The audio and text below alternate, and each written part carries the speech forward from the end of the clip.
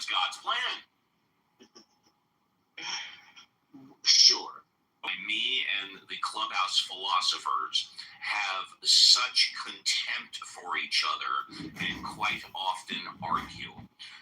When I used to love philosophy before coming to Clubhouse and the Rio or whatnot, always brought the premise and the thoughts on how I can improve my life today.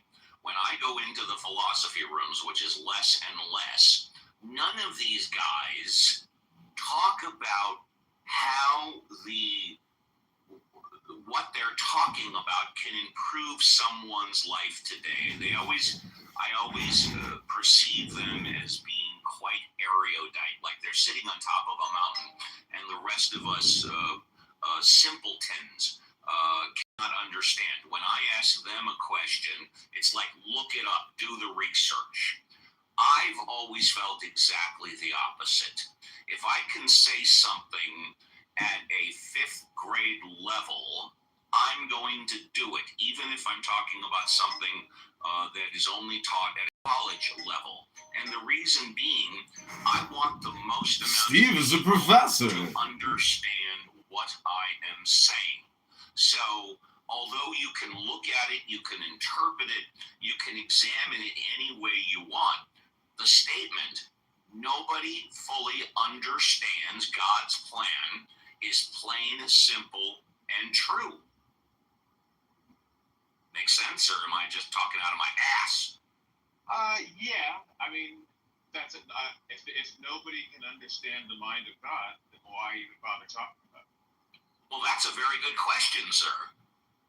Also, if God's will cannot be affected, what's the point of praying? Well, God's, and that is a good point too. It's a different issue, but yes, I understand why people pray, but you can make an argument that when you are praying, you are literally going. Yeah, it's an old George Carlin book or joke about what's the point of being God if every 2-bit hustler with a prayer book can come along and change your plan. Exactly right. Yeah. By the way, I love George Carlin. When I was in high school, I used to memorize his bits. I love George Carlin. Of course, nowadays I play more Nikki Glaser and Tomlinson. What's Tomlinson's word? Taylor Tomlinson.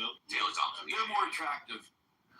Also, when they talk about the subjects that I play, it's a little easier on the ears when a woman is saying it rather than a man is saying it. For those of you It's that more hot when a woman talks about a hand job. and it's more hot. That's right. I mean, if a guy came and talked about a hand job, I think I would, in communist words, I think I would low down, so to speak. But anyway, it'll be up to Reverend Scott Violet and the Mod Squad. Z is new on stage. For those of you that are in the audience, you're here for the first time, this is how the show works. Unlike other clubhouse rooms, we encourage everybody, especially the new speakers, and that means you, to be bold, brave, courageous. Raise your hand, come on up, and talk about whatever you want. We never put a restriction on content, unlike other clubhouse rooms. Current events, politics, religion, God. Maybe you're having a problem and you need our advice. Maybe you think we're having a problem and we need your advice. Just have a take and don't suck. What does that mean? Don't come up and say the earth is flat or we didn't land on the moon. Otherwise, I'm letting JCC off the leash and he will grill your ass. 2 hours in the tank, 1 hour left. I'm going on a half-hour break like I do, pardon the pun, religiously. So don't go away, and the rest of the month. And I was enjoying it a little bit too much because I began to choke. And I looked around at my table for help, and I don't want to name any names, but let's just say that everybody froze. Oh, actually, I do want to name names. Rabbi Simonson. Sorry. A very interesting thing happens when you think you might die. You have this panicked desire, this panicked need to know if you've lived your life right. If you've done enough, if you've said enough, was it all worth it? And I don't want to spoil it for you, but I did survive.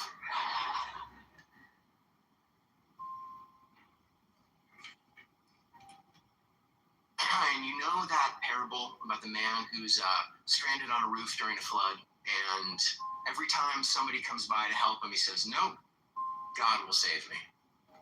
And in the end, he dies, and he says to God, "I've lived by your word. Why didn't you save me?" And God says, "I sent you a life jacket, and a boat, and a helicopter." Everything can have purpose if you allow it. Thinking about switching careers? Maybe that's God pushing you. Hesitating about a big decision? That could be God telling you to think twice. Thinking about going all in on crypto? That might not be God. Ask your town what they think. Something specific, and you haven't felt it, and you wonder if we're all in on some big secret that you aren't in on. Let me tell you, you're in on it. Wanna share your point of view? Feel a little about what's bothering you. Got a question that's on your mind? Be bold, brave, courageous. Come on up and get your fresh fire. What does that mean? Well, listen. Have a take and just don't suck. Be respectful, make your point in a reasonable way. Come on up. That's Uncle Steve today. Reverend Scott. Uncle Steve, what's going on? Wherefore art thou, Reverend Scott? You hear me? Yes, sir. Yes, sir. Oh, there we go. I'm here. Pretty good 2 hours. Oh, always Uncle Steve. Always Uncle Steve. Great little exchange with my friend El Normo there, and interesting. And I spent 15 minutes with the guy who came on yesterday and said he was going to eviscerate me. I don't think he was very successful. No one eviscerates my Uncle Steve. You're a tad loud. You might have to back off your mic a little. Let's back off the mic a little bit. There we go. There you go. Anyway, as a friendly reminder, Z is new on stage, and take it away. All right, I'm just gonna two things to open up devotionally here. Just a little plea for the bargain, but violent. I want a little bargain here. I want a little a grand deal I'm proposing here on Uncle Steve's show. And finally, no, as it's kind of late in the fourth quarter for America and we're behind by 3 touchdowns, let's make one last stab at a grand bargain between the two sides that hate each other so much. America used to do this all the time, make bargains, and I've suggested many myself, like, you stop saying fetuses are the same as babies, and we'll stop saying women are the same as biological women. You stop saying...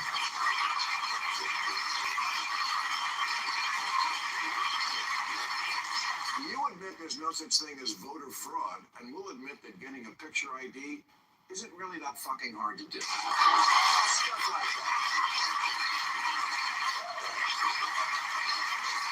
But as it is so late in the game, let's just go right to the granddaddy of bargains now. The left will seriously quash all their loony woke shit, and the right will stop the slide into autocracy. That's really the only card left to play.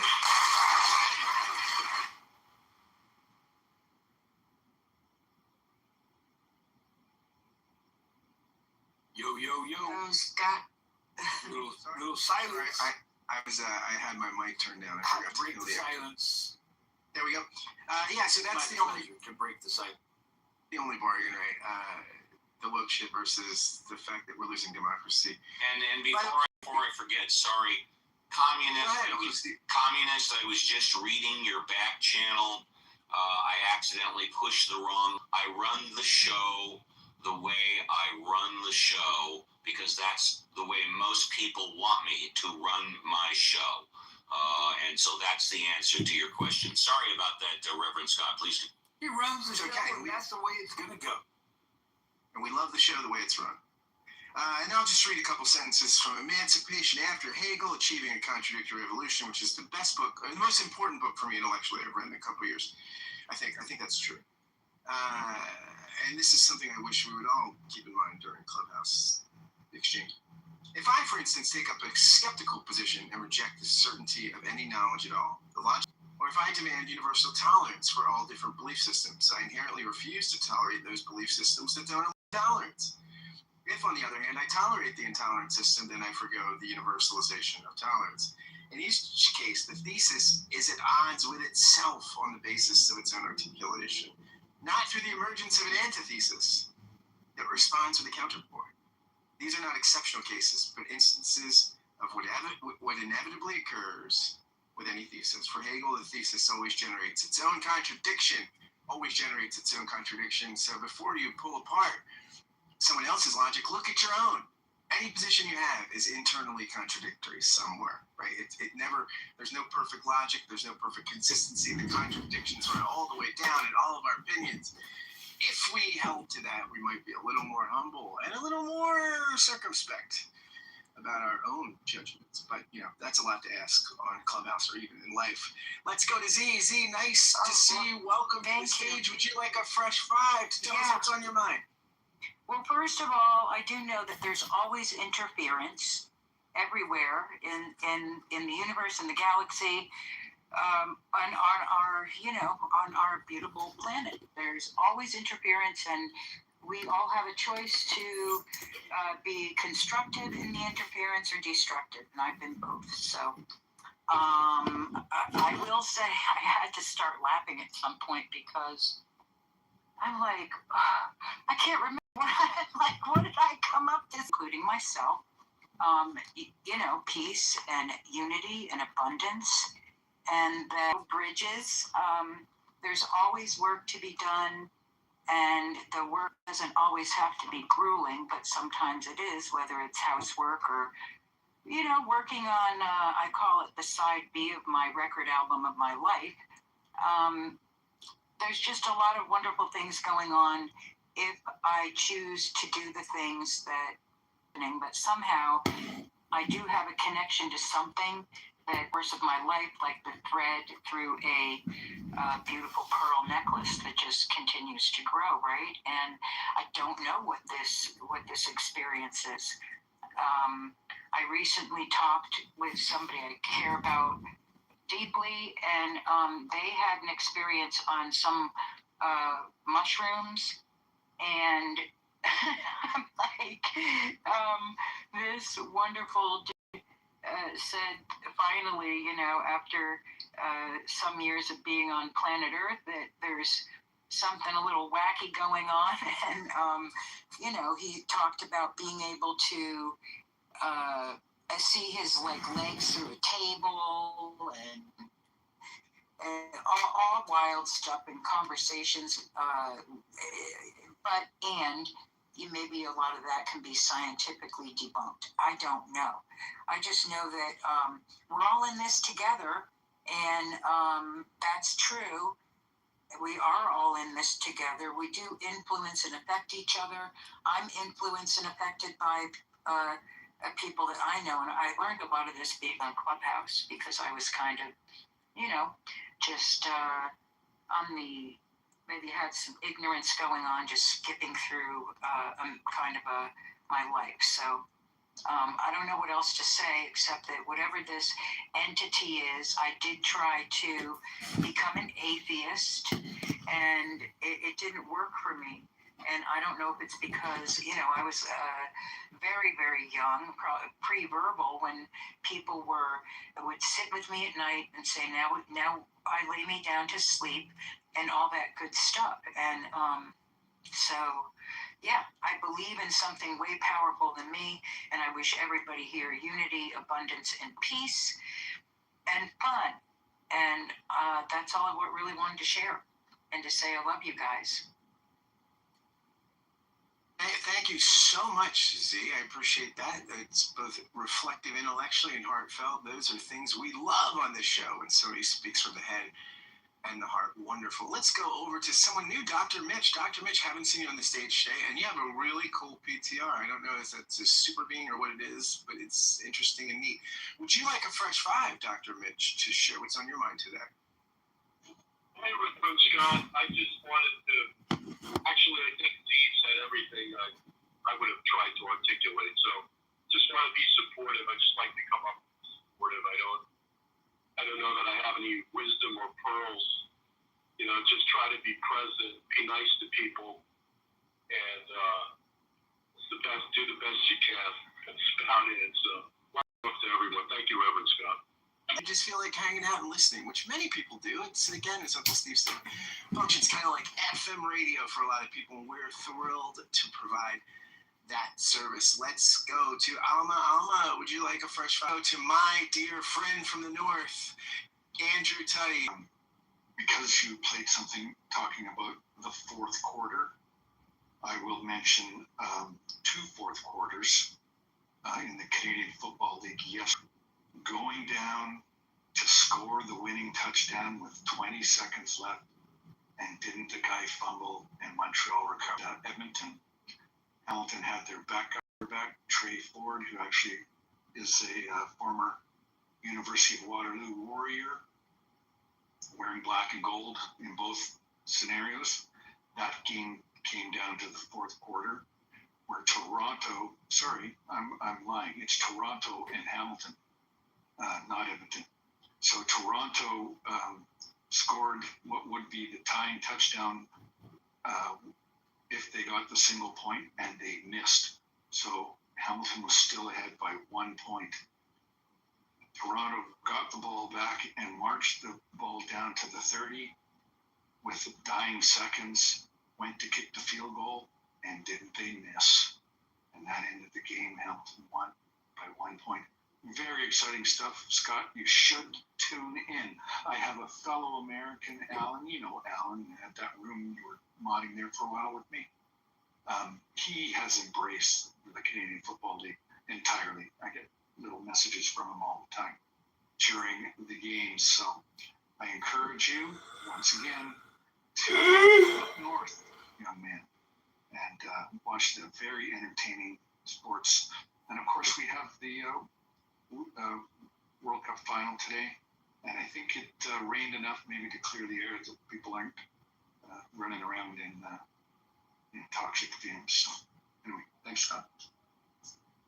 Thank you. Always a pleasure to hear. Andrew, you really, you might get me into Canadian football. Keep working on me. I'm like one of the, be like an evangelical, trying to keep leading someone to Jesus. I love it, man. Always a pleasure.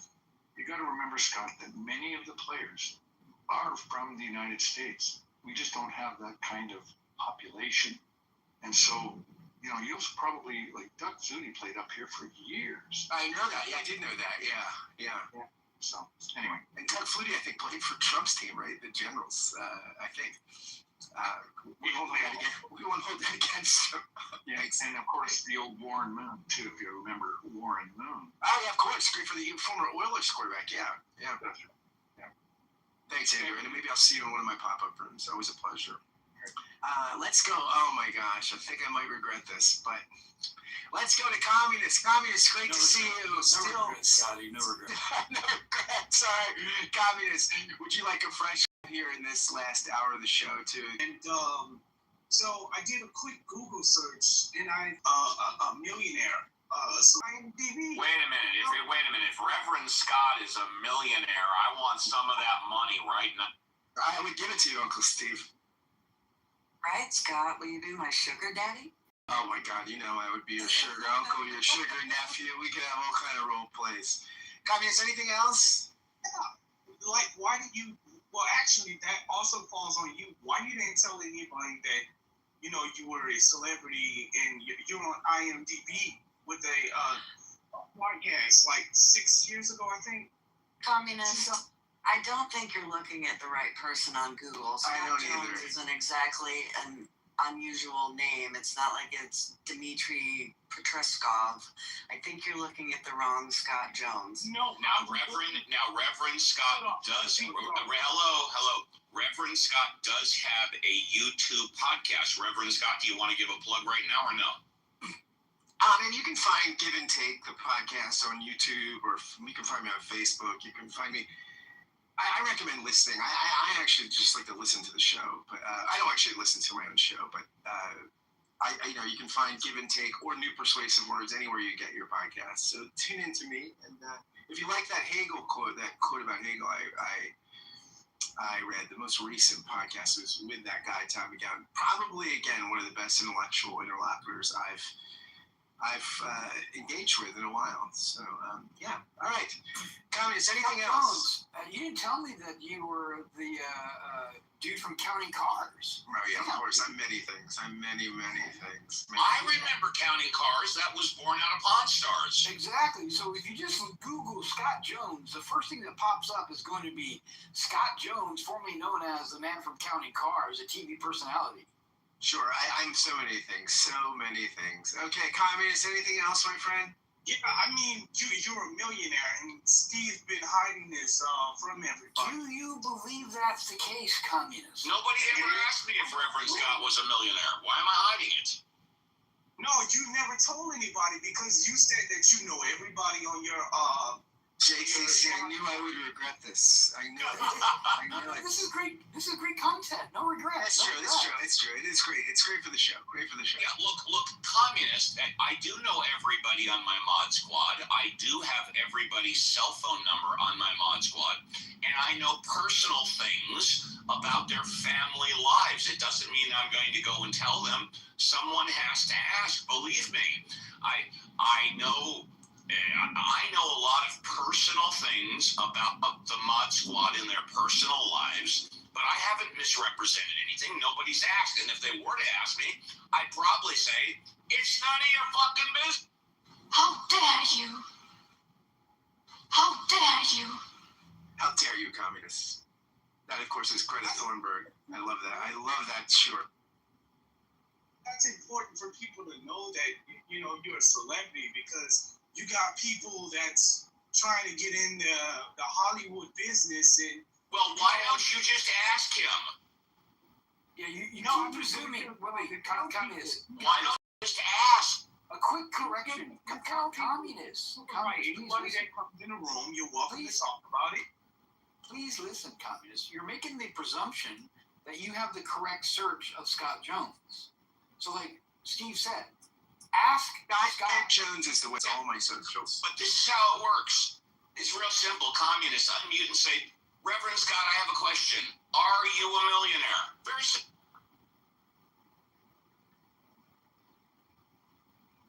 Now is your time to talk, Communist. Yep. Okay, so I put it in my PTR. Ask Deacon. How am I mistaken? He's on Where? IMDb. You're not. Hey, yo, bro. I muted you, right? So please, once again, How go dare right to the you? source. How dare you? Ask Scott directly, Communist, your question. Communist, you believe the hype? You got it mistaken. I'm gonna move on, Communist. Thank you. That was great to hear from you, bro. I'm gonna go to my dear friend. I'm gonna go to my dear friend Randy. Randy, it's a thrill to have you on the stage. Would you like a fresh five to tell us what's on your mind? Randy, good to see you, even though I'm on my break. Good to see you, bud. Good to see you, my brother, from another mother. Okay, where do I begin? First of all, Scott, thanks for lending me that $20K. I should have it back to you soon. Always. Yeah, you know. And by the way, Randy, before you ask, my name is Steve Appel, and I take it up the ass. What? Oh, well, that one I want to talk to, definitely. Uncle Steve is a power top. We all know that. Yeah, that's right. But Randy, before you ask, yes, I am a millionaire. I'm not aware if anybody else on the mod squad is a millionaire, but before you ask, yes, I am a millionaire. That's the... Well, I want to say this. If friendship is wealth, and it is, then I'm a multimillionaire because of my great friends, starting with Scott. To be a friend of Scott is worth $1 million. Thank you so much, Randy. That's a beautiful thing. And then you throw in some of the other friends that I have. I'm worth at least eight digits, whatever it is. Yeah, and by the way, I don't think there's anything online that says I'm a millionaire. But yeah. But anyway, we are friends, Scott, for real.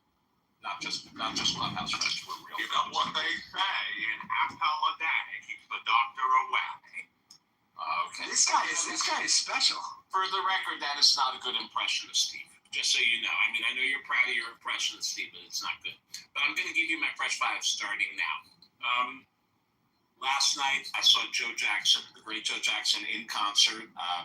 Yes, he had most of his hits in the 70s and the 80s. Is She Really Going Out With Him? Different for Girls, Stepping Out. And this is about 72 years old.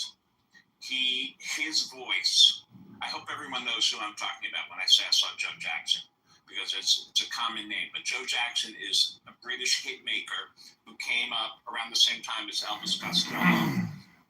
He was a little overshadowed by Elvis, but he had a lot of big hits on his own. In fact, in his day, he had more hit songs than Elvis Costello. He had more songs on the radio than Elvis. And then he just kind of receded for a while, but he's been making records ever since, and great records. And I saw him at the Beacon Theater last night. Fantastic show. His voice is as good as it ever was. His piano playing is as great. Longtime bassist, Graham Mabey, a guitarist from Long Island, I forgot his name, a drummer, and a percussionist. It was a 5-piece band. They killed it. It was a great show, about an hour and a half long. They did one cover. They covered a song called Spiders from, Scary Monsters. They covered a David Bowie song called Scary Monsters. And it was a great show. And I just want to say thanks. We bought the tickets the day of the show on StubHub. They were pretty cheap. And it was a great time. So that's one thing that went on. As I talked about already, Friday night I saw the movie The Invite. That's, in my opinion, the best movie I've seen this year, with Seth Rogen, Olivia Wilde, Ed Norton, and Penelope Cruz. If I'm speaking too fast, I'm sorry. And that's what's happening this coming week. I'm going to dinner with friends for somebody's birthday Tuesday night. My point is, kids, it's summer. Get out of your house. Enjoy life. Some things cost money. Some things don't cost money. Friday night after the movie, which was cheap. After the movie, I met up with a friend at something called Silent Disco. That was free at Lincoln Center. We never even put on our headphones. We just talked for an hour and a half. So you don't have to spend money to have fun. Get out, be outside, meet people, because in the winter you can't do that easily. So I just want to say God bless everybody. God bless America. God bless the people in this room. God bless Israel. What the hell, I'll say it. And I'm grateful. And so the mood of the day is grateful. I'm doing some work today, and I don't mind, because I work for myself. Sometimes you have to do work on a Sunday or a Saturday, but that's the price you pay to work for yourself. And I'm grateful, and I just want to say thanks. I'll be here all day. And if anyone has any questions, I'm correct. Take care. Thank you Randy. so much. Yeah, thank you. Appreciate that. Thanks, Reverend babe. Scott, Violet the Mod Squad. Thank you. Thank you, babe. Can I just play us out with 45 Yes, you can. Yes. I dedicate this to Randy, my dear friend. Here we go. Everybody who talks about Israel these days is just so full of shit. I mean, we're just not, I don't want children to die. Duh, who does? None of us want children to die. None of us want this war to go on. But it's not addressing what the problem is. The problem is that one side wants a two-state solution. One side never did and still doesn't. One side uses terrorism to get their goals. One side retaliates against terrorism. One side is accused of genocide but doesn't do it. The other side actually would love to do it.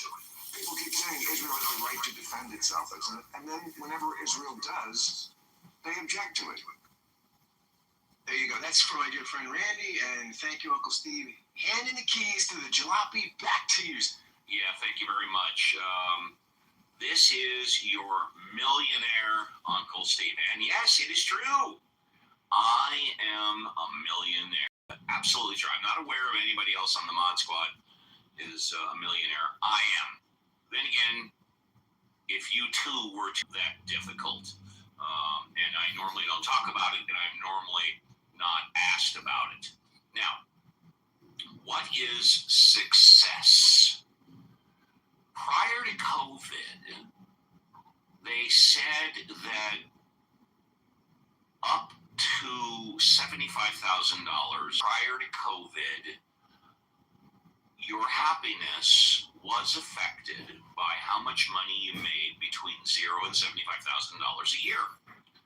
Above $75,000, going to say, and again, this is just me, that the difference in salary or money that you make a year between $0 and $150,000 a year has a direct correlation on happiness. But once you go over 150 grand, let's say you make 200, let's say you make 250, let's say you make $500,000, $1 million, $5 million, $100 million, there's no direct correlation between the amount of money you make and happiness, or what you consider success.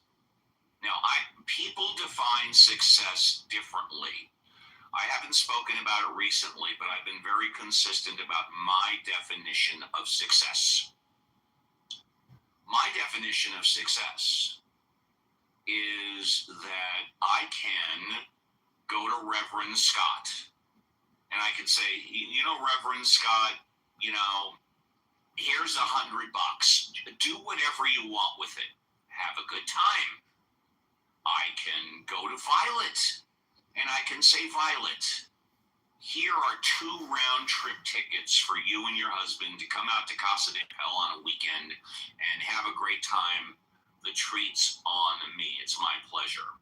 I can send JCC, $500 and say, you know what, thanks for all your support. I realize we've butted heads, but in the long run, you being in my life is better than you not being in my life. That to me is success. It's not how much money you have, but it's what you do with the money and the time that you do have. We've been running the show. We're going into our 6th year now. And I wouldn't say there's been a swinging door or a revolving door in the Mod Squad. People have come, people have gone, people have come back. But in the long run, what I pride myself on is not the fact that I'm a millionaire. It's not the fact how much money I make. It's the fact that I'm consistent. It's the fact that I'm honest, at least to my true beliefs. And the fact that my word is my bond and my bond is my word. You can count on me. We know for a fact that with maybe one exception in 5 or 6 years, the show is here every Saturday and every Sunday from 7 a.m. To 10 a.m. Pacific Standard Time for a 3-hour tour. It actually used to be 4 hours, and then we cut it back to 3. Leave them wanting more. And we've always had basically the same format. It's done for a specific reason. We've always been consistent that you come on Saturday, it's Ask Uncle Steve.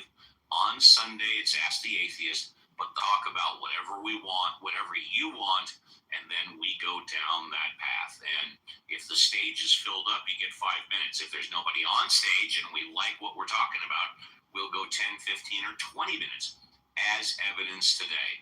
And we had the gentleman who said he was going to eviscerate me yesterday. He was on stage for between 15 and 20 minutes. And then when I said we had to go, he goes, okay, so you're running. And great. I don't run from anybody, at least not on this app. I am open and honest, and I'm accountable for everything that happens. We don't have any new people on stage, so let's go to the Mod Squad. Alfonso, would you like a fresh file? Thank you for reminding me. On my bucket list is to go to Costa Rica, a round trip ticket, and put him, because Alfonso is the founder of the Atheism House. Look, when I first came into this house and I saw what was going on and asked Alfonso for permission to do my own shows, and he said yes. And then when we started doing the shows, he gave me some critiques.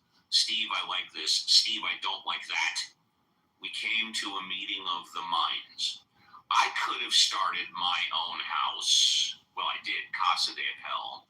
But I could have started my own house and named it something else.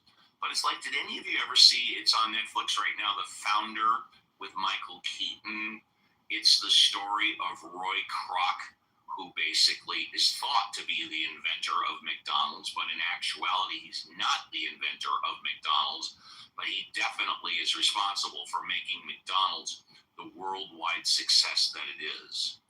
He could have taken their idea, the McDonald's idea, and started his own thing. But what they did with the golden arches and the name, he said, you know what, you can't compare to that.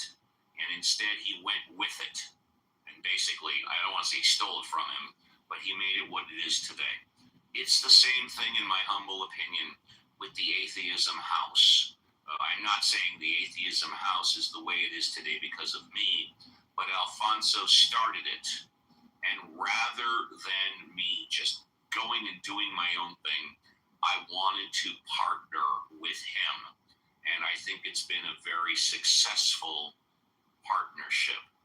Let's talk about Reverend Scott. Steve.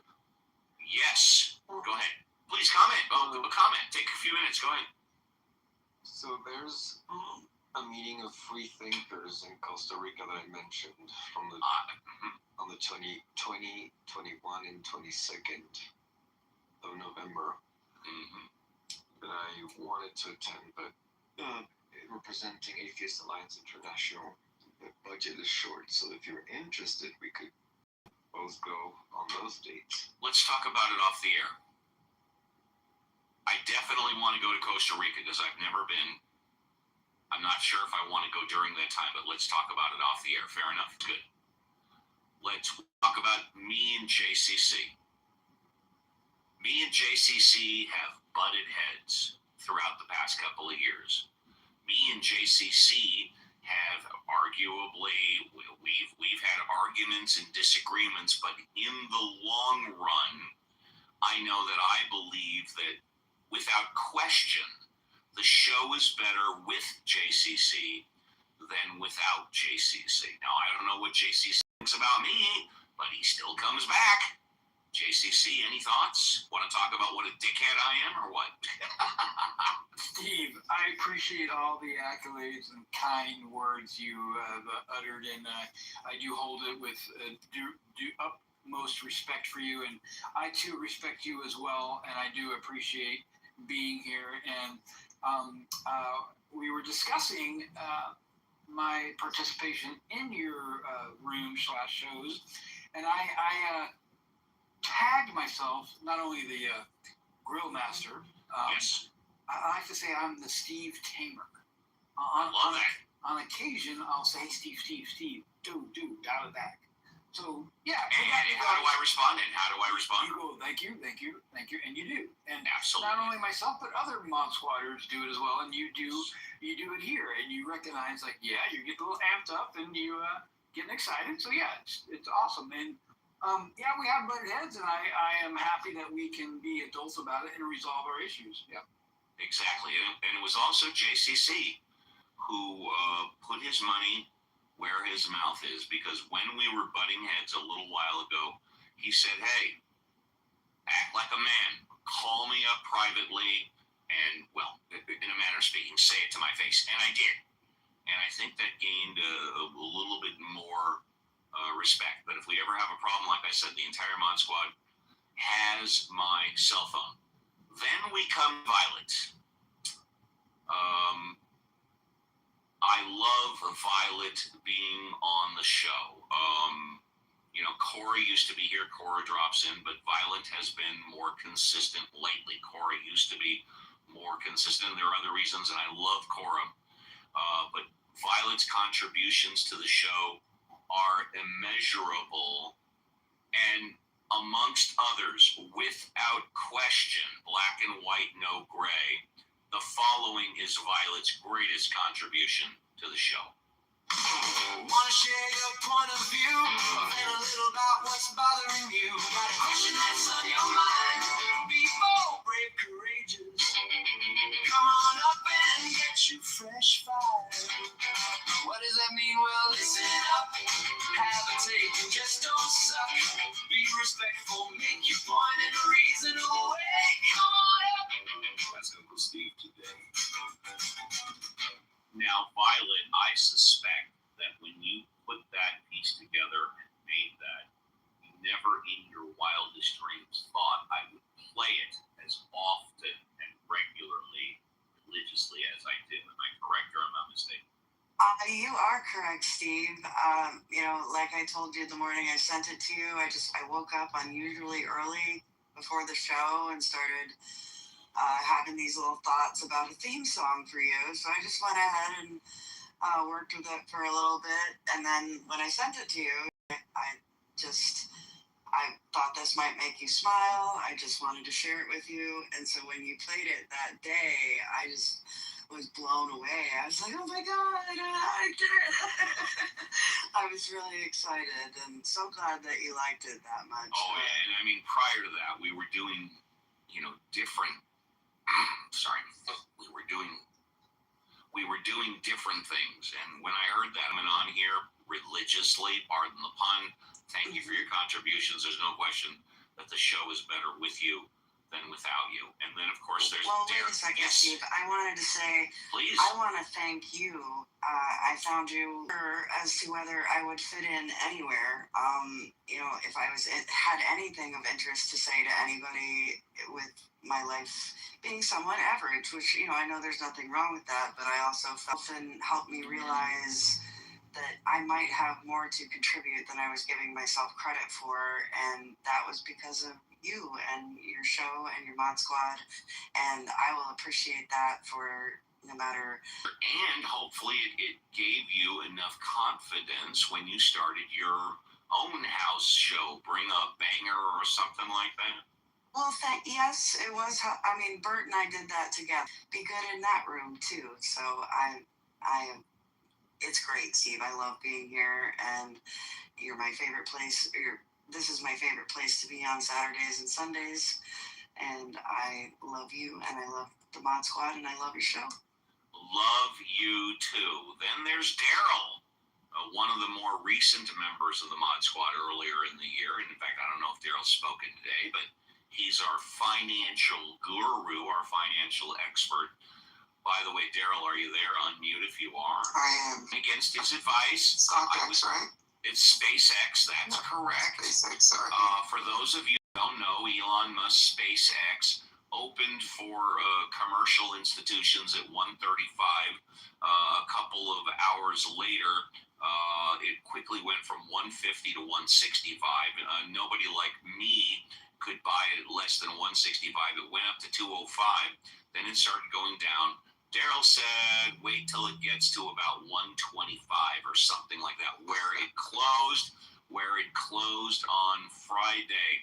I bought it 2 days earlier at the 135, 136 level. So I listened to your advice, but I kind of You just said screw 135. that guy, right? And one rule we've always had on the Mod Squad: come and go as you please, no harm. I'm prepared to, if people want to hear me read fucking news for 3 hours, I will. But I'm always prepared because we have a 5-second rule that we don't talk about. But Daryl's presence has always been welcome. And Daryl, we appreciate you being on the Mod Squad. Thank you, sir. So SpaceX is a hold position, right? So yeah, you got it in 130. 135. 135. I actually think it might dip as low as 121. Anything like that. I think if you hold on, I am not new. Just hold on to it. Yeah. It's not going anywhere. Which means it's going to sit on books. I really do feel for the people who got in at the highest high, and some of those, people, quote unquote, were managed 401 accounts and pension funds, and some people are not looking at their quarterly statements smiling anymore. But if you sit and hold it, it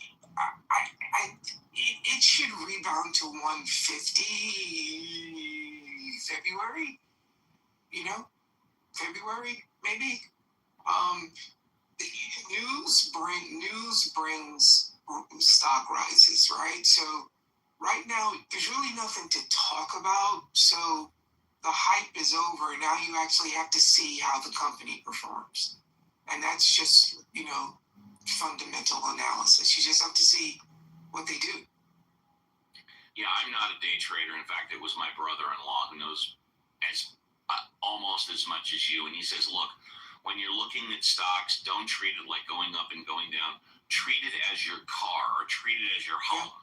You're not looking at the value of your car or your value of your home every day. You buy it, and you might check the value, a couple of times a year, but use it and have fun with it. And I'm no day trader. In fact, I'm extremely conservative. Thank you very much. And oh, did you want something else? Go ahead. Yeah, just some stuff on the economy, not so great. So foreclosures are 30% higher than they were 2 years ago. Student loan debt has doubled. Student loan delinquency, have doubled. Medical delinquencies have doubled. Credit card delinquencies have doubled.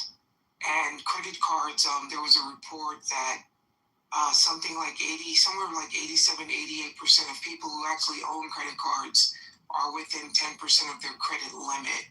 And so some of this doesn't bode well, and they're trying to model out what this means. But those are just some notes on the economy. Thank you. And Tanya, I see you. We'll get to you in a couple of minutes. And last but not least, of course, is Reverend Scott. Reverend, are you there? And Reverend, are you there? Well, oh, there we go. Okay, so, what can I say about Reverend Scott? What can you say? That's the question. I'll tell you this. Reverend Scott co-hosts the show here on Saturday and Sunday, and then he co-hosts Gary's show, The Critical Thinking, Monday through Friday. Gary doesn't come here pretty much.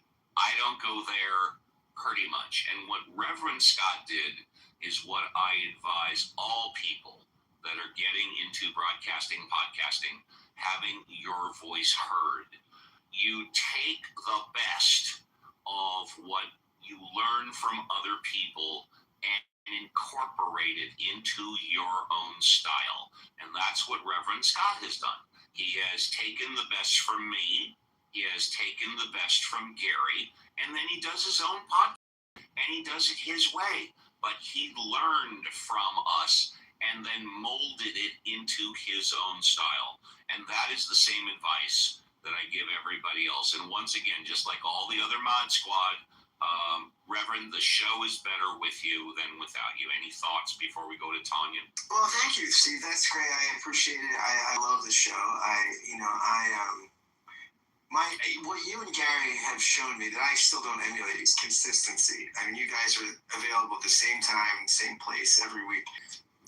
Originally, with another friend, we thought we might use it as a podcasting platform, and I did not like it for that function. But I did not expect to like Clubhouse as much as I did. It's become something that is a regular part of who I am, and I love it. And I love being here on the weekend, Steve. It's super fun, and I think we've got a great thing. I'll probably pop a room open today too, just for shits and giggles, as they say. So look for me, everybody, and it's great.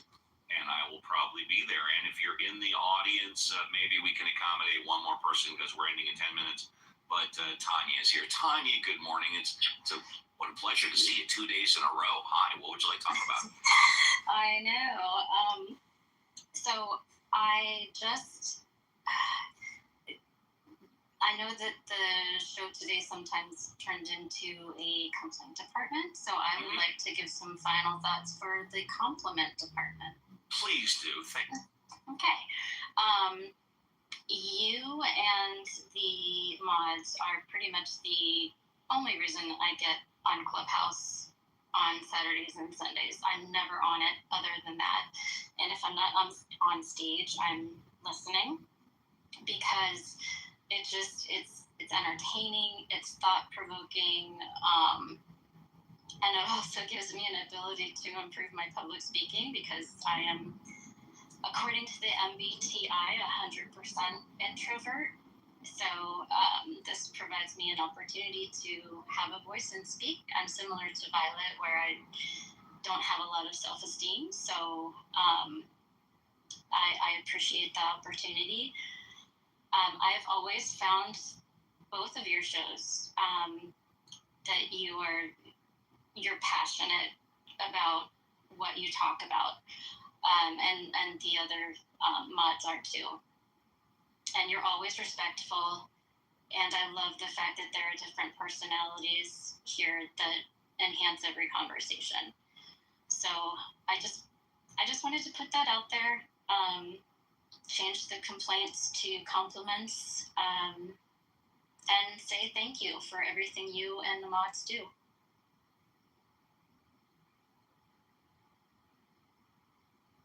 Thank you, Tanya. Steve, you're not coming through. There we go. The 5-second rule. Thank you.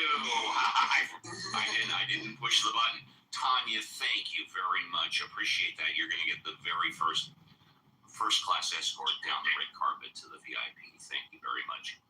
With that, let's go ahead and say goodbye to Andrew, our good neighbor to the north. Andrew, would you like to say goodbye? Okay, thanks for the room today. Really appreciate it. I'd just like to put a little plug in for Joe Jackson, awesome artist. If you really, he did an album called Jump and Jive, which was a total departure of what he was doing, but it's an awesome album. I recommend it to anybody on the older tunes that he remade onto that album.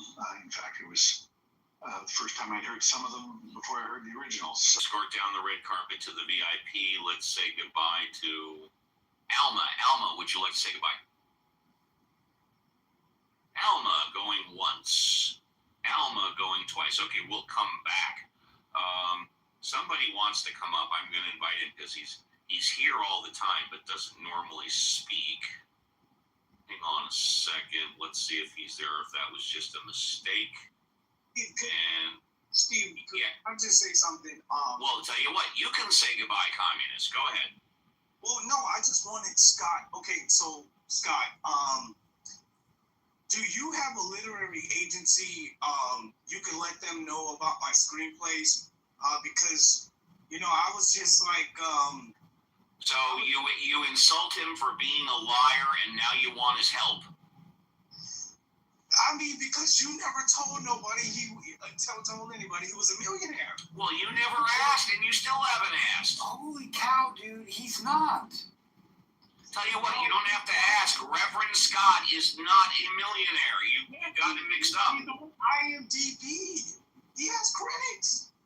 Reverend Scott, are you a millionaire? Not yet. In films. No.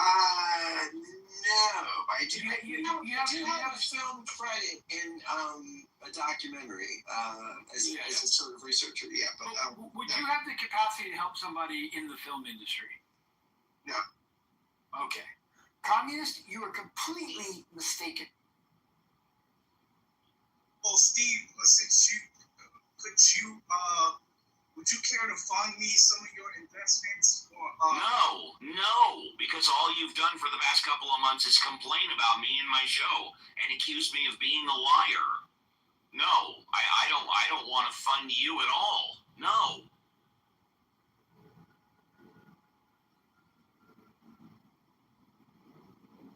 Now that that's been said, would you like to say goodbye? Okay. There any left on his own? Yeah, no. You come on the show for 3 months. You complain about the way we do the show. You accuse me and my mod squad of being liars, and then you ask for our help. I understand, communist, that you are, and I'm going to paraphrase, mentally challenged. I get that. But that's not the way the world works. You don't barrage people with negativity, accuse them of being liars, tell them they're going to lose 200 listeners if they don't do it your way, and then you ask for financial help. That's not the way it's not the way life works. Alma, would you like to say goodbye? Alma going once. Alma going twice. We'll come back. El Normo, thank you for your contributions today. Would you like to say goodbye? Yes, indeed I would, and you're welcome, and thank you. You're welcome. That was fun and funny. I have seen the kind of behavior we just saw before. I will draw an analogy to the Palestinians who relentlessly attack their neighbors and then stick their hands out and ask for money that they can use to buy stuff with which to attack their neighbors and then complain that they are victims. Please forgive my partisanship. But on the other hand, we can say anything we want on the stage, and I don't. demand or require or even request anybody agree with me, but I thought I'd get that out of my system. I am thinking about my latest ideas, and my belief is that Palestinianism for the Democratic Party is the new transgenderism, which is the new climate change obsession. The idea that preventing people from buying good dishwashers or clothing dryers will change the climate is nuts.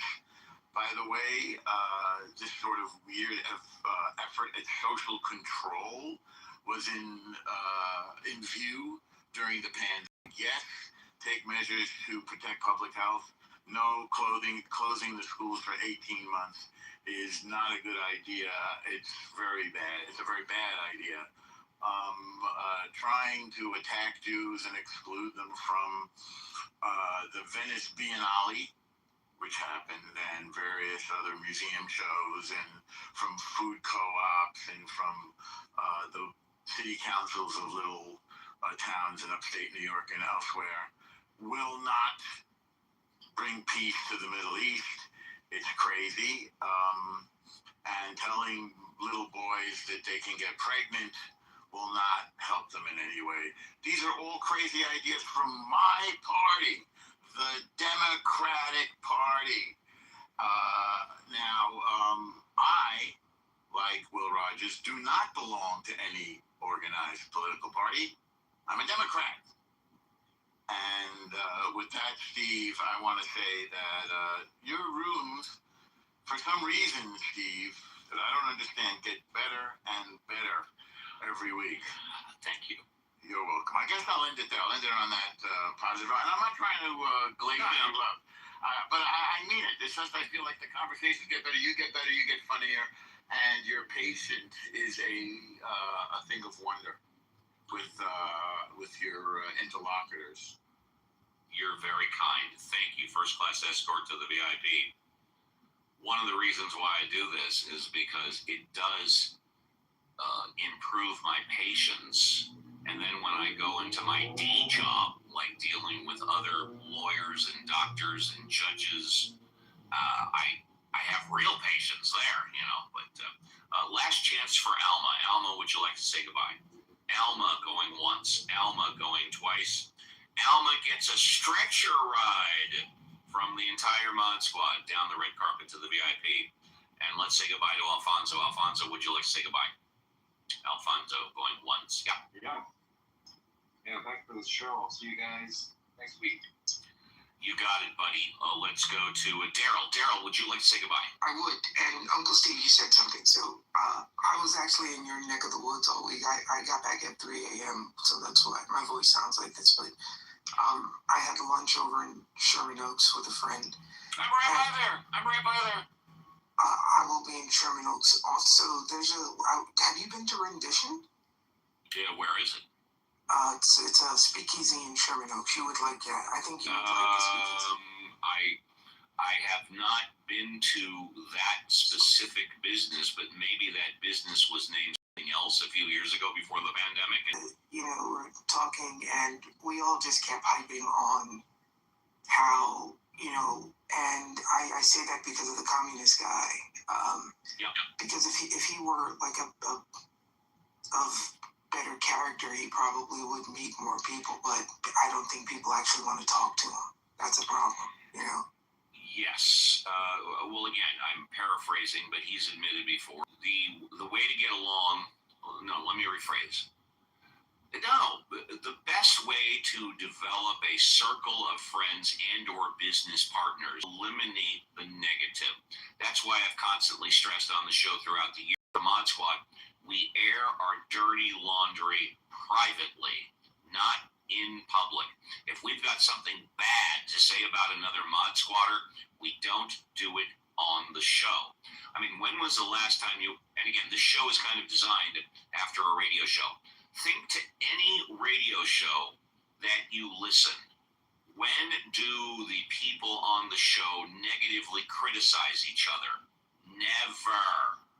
That's why when you get to TMZ or you read about the infighting, within people on a show, a radio show, TV show, it's always done off the air.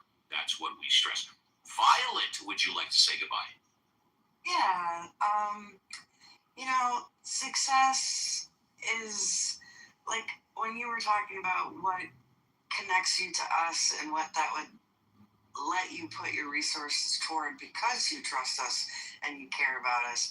That's success to me. The people in my life are, don't get me wrong, I wish I had more money, but honestly, the connections I make with people in life are what make me feel successful, that I have a purpose to be here, and that is to, be in a community of several communities. So I consider being on your show a success every time, and I love being here. I hope everybody has a great week, and bye for now, everybody. You can ask any reasonable businessman, not all, but a lot. And if you ask them what is their best investment, they will say the people that they work with, the people that they partner with, and the people that they hire. That is your best investment. Let's go to JCC, the Grill Master. Great. I love that title. Would you like to say goodbye? Of course, Steve. Great room, great show. We had some good discussions. We had some good banter back and forth. We had some interesting content, and an argument from organized universe. Therefore, an intelligent being must exist. However, there's argument against that, and that could be discussed later on with more people that want to hear the argument. But no, once again, I enjoy being here, and thank you for keeping this going on 6 years now. Yes. And that's quite awesome. Looking forward to next week as well. And to that, I bid everybody happy trails until we meet again. Have a great rest of your Sunday. And last but not least, the XO, Reverend Scott, who may be running a pop-up room later. Reverend Scott, would you like to say goodbye? Yeah, Uncle Steve, I do. It's always great to be here. That was interesting. I do think that, right, to JCC's point, I think oftentimes both the theists and the atheists that come on here are a lot more confident of their arguments than maybe is warranted. I think that, look, the world's a messy place. I think to a lot of people, it looks purposeful and like there's meaning and it must be designed. I think to a lot of people, it looks chaotic and cruel and red and tooth and claw.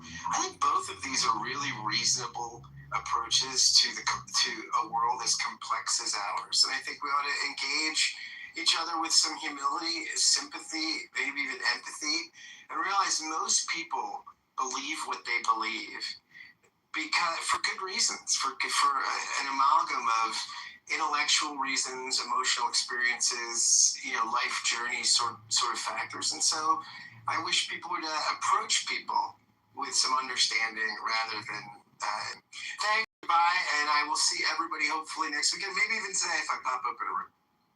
Last but not least, Marshall, I haven't heard from you all day. I don't know if you spoke, but Marshall, would you like to say hello and goodbye? Hello, everybody. Goodbye, buddy.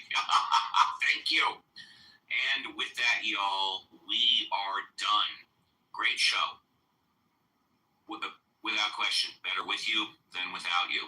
On behalf of the Mod Squad, we wish you and your families a great remainder of your weekend. We will be back, as always, next Saturday, 7 a.m. Pacific Standard Time, and next Sunday, 7 a.m. Pacific Standard Time, for another 3-hour tour. And we'll close it with this. A lot's been made about consistency. And yes, we have been extremely consistent that we are basically here every Saturday at 7 a.m. Pacific Standard Time, every Sunday, 7 a.m. Pacific Standard Time. We make small little changes and corrections based on what everybody wants. And yes, you can send me a back channel. I not only read them all, I respond to them all. But it's not only about consistency. It's not only about honesty. It's not only about critical thinking by osmosis. It's not only about the 3 hours. It's what happens in the 3 hours. Take care, everybody. Be careful on the clubhouse streets. Hey, come on in, Jim. Get dressed. I was at the hotel. They told me you took the night off. Thought you was sick or something. Of course I took the night off. Dummy. This is the night you wrestle shoot? Took the night off for that? Yeah. Shaved, got a haircut and everything. You never took a night off to see me wrestle before. I dock you for that. Hey kid, money ain't everything. You know, it's not that big a deal. I mean, 20 minutes on the mat, it's that. You ever hear of Pele? Yeah, he's a soccer player. Very famous soccer player. I was in a room here one day. I'm watching the Mexican channel on TV. I don't know nothing about Pele. I'm watching what this guy can do with a ball on his feet. Next thing I know, he jumps up in the air and flips into a somersault and kicks the ball in upside down and backwards. The goddamn goalie never knew what the fuck hit him. Pele gets excited. He rips off his jersey, starts running around the stadium, waving around over his head. Everybody's screaming in Spanish. I'm here sitting alone in my room. I start crying. Yeah, that's right, I start crying. There's another human being, species which I happen to belong to, kick a ball, lift himself. The rest of us sad-ass human beings up to a better place. Let me tell you, it was pretty goddamn glorious. I hate the 6 minutes. It's what happens in that 6 minutes. Bombadita, bombadita, bombadita, bombadita, bombadita, bombadita, bombadita, bombadita,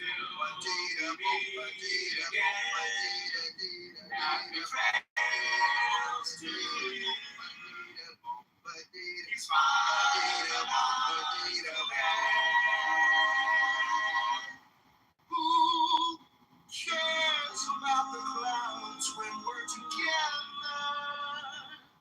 Just sing a song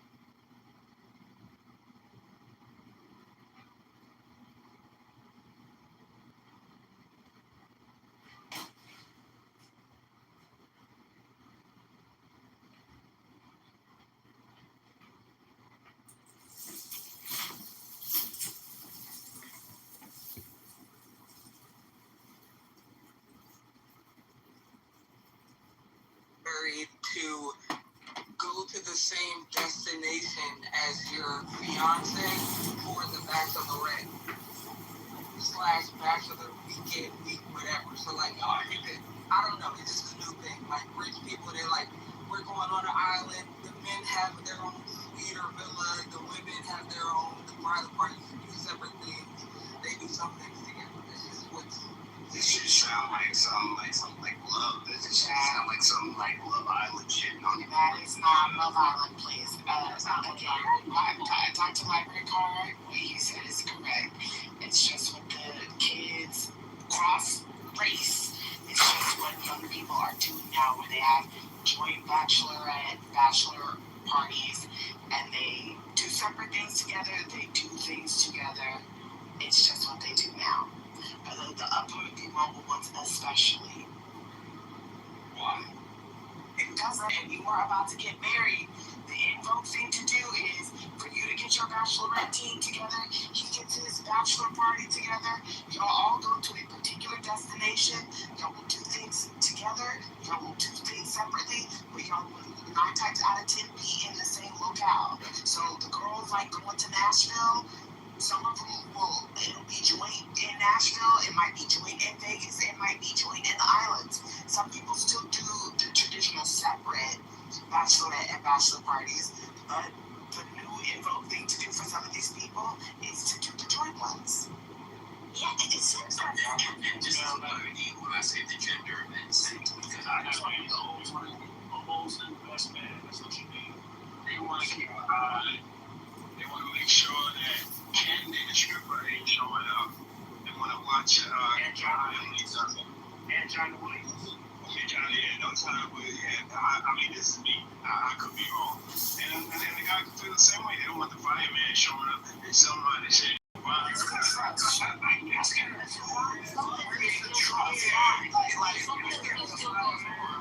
like it's really about you might do some events together, but some things are still separate, so those things still can go on.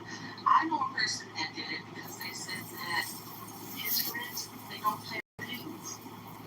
His wife, or future wife to me at the time, and her friends planned better events. And so like we did it together, it became a better trip. It's a good best man. It was fun. It's not. So, hold on, T, you want to say something? You can get off your chair. Well, all right, I can understand. Okay. I'm taking my voice out of the country. I'm sorry.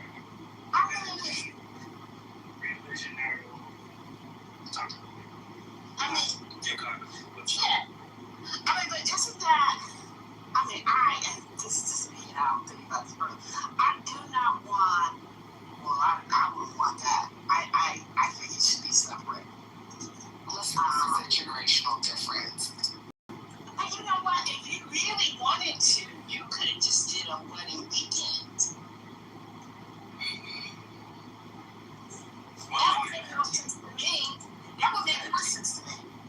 Like this. It's just so fast. T, go ahead. You gotta get him off stage. You know it's not a real person. Okay. I'm saying, no. T is actually a real person. Actually, I was thinking of T. She's for one. She's a woman. Actually, we had like a nice conversation. All right, T, are you there? We'll wait for you. So here's my answer to that, and it speaks to how dumb young men are. If you and your friends cannot imagine a weekend of debauchery for a bachelor weekend, you're an idiot. You're an idiot. You're going to eat. You're going to drink. And you'll be smacking and seeing some fine shit if you're lucky. Type shit. Like I don't even understand. Like, and this is exactly the problem with young men. I mean this with all due respect. They're not men. I know they're gender roles, misogyny, patriarchy. If a man plan a restaurant-filled, booze-filled stripper or show, or me and my friends, we really wanted to go see this opera at Wolf Trap. Like, if you don't know what you and your boys like, you're one of two things. You're either dumb or you're either dumb. And so you're telling me that men who get engaged and their friends cannot plan their own bachelor parties. That means Rhonda style, they probably don't put their clothes in the hamper. They don't know to feed the dog. They don't take their cars to get service. It sounds like children. And these are the men that you women are not only putting inside your mouth, you're putting them inside other cavities, all four holes, as you like to say. You marry with them, you parent with them, you defend them, you bail them out, you buy the PlayStation 5s, and you on and on and on and on. This is pathetic.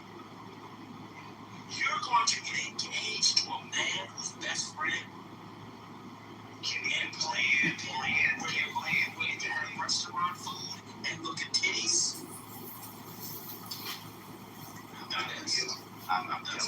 I'm telling you, that is horrible. Like, if you can't plan that, then how you gonna plan?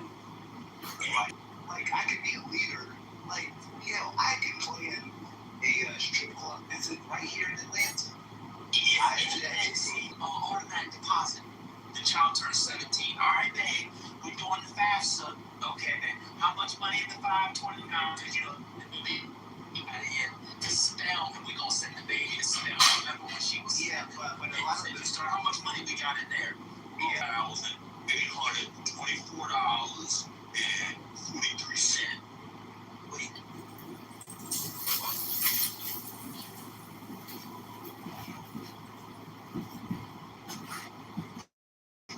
Y'all telling me this is Gen Z, man? Back to the conversation y'all was having in the other room. Let me ask you a question. If a man can't plan his own friend's bachelor party or his own, does he know all seven?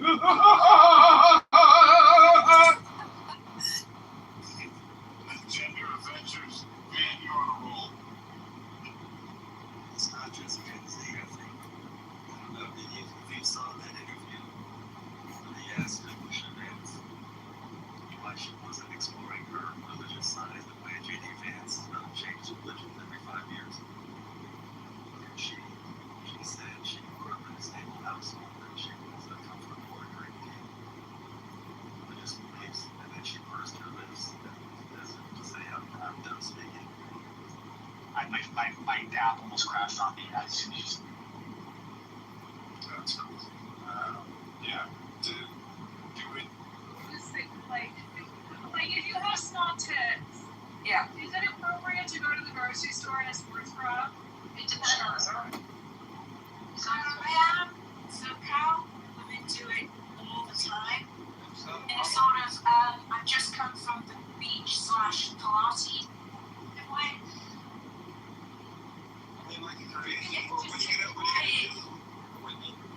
Yeah, it's okay. I mean, and I hate to. Depends on the sports bra. If it's one of those like really skimpy, like clearly underclothes, like Calvin Klein sports bras, no, you can't do that. I mean, no, if you look good, it's perfectly fine. Like, when your jeans really big. What's a flat chest hurt your eyes? I don't understand. No, we're not talking about flat chest, but what? In fact, what I did, they go to the grocery store in their bikinis. I know it's a little joke. I would say shorts if the short is like That's right. That's a normal thing. It is normal. If it's like one of those, these big coverage ones, Is he turning out in us? yeah. If you already have small boobs though, and you put a sports bra over small boobs, your chest is gonna be like a pancake. Why would you want to walk around like that? Well, I mean, because it's hot outside, so you have less clothes on. Like,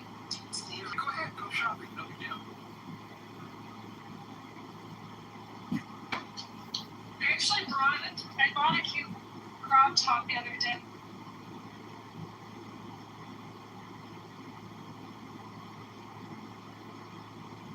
I have any views on Israel, on the Israel-Palestine debate.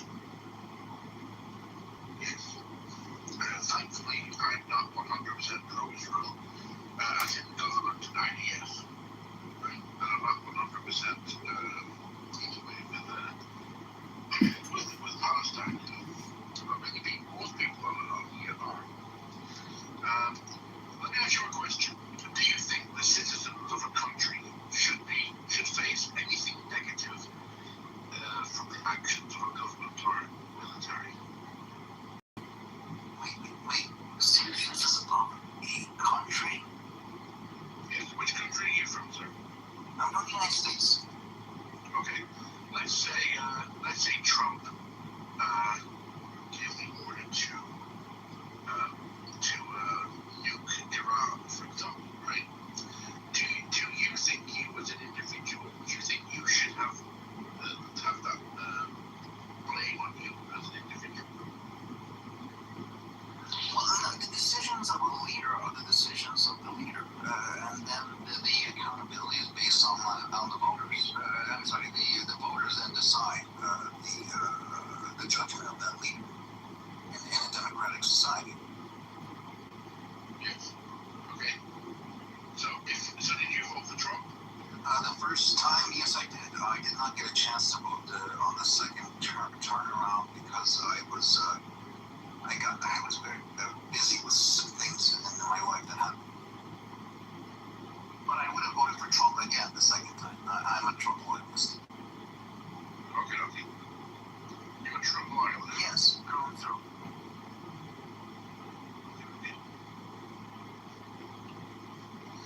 So what did you say?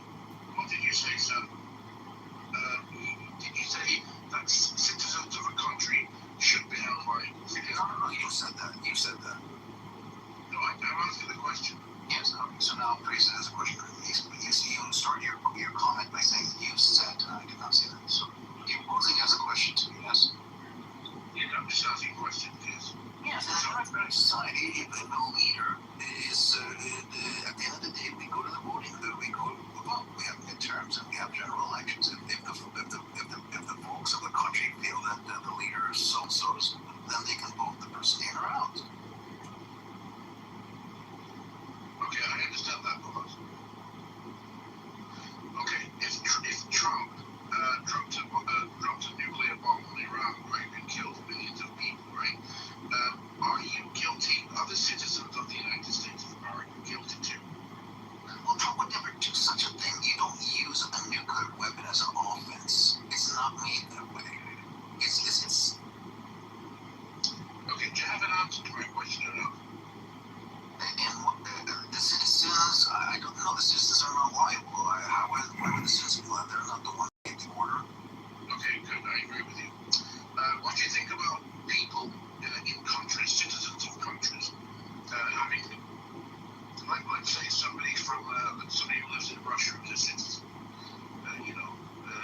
facing consequences. Let's say sports players, they play at Wimbledon, and they can play at Wimbledon, but they're not allowed to go their flight, the Russian flight, for example. What do you think about that? Oh my gosh, these are so technical hypotheticals. I am so.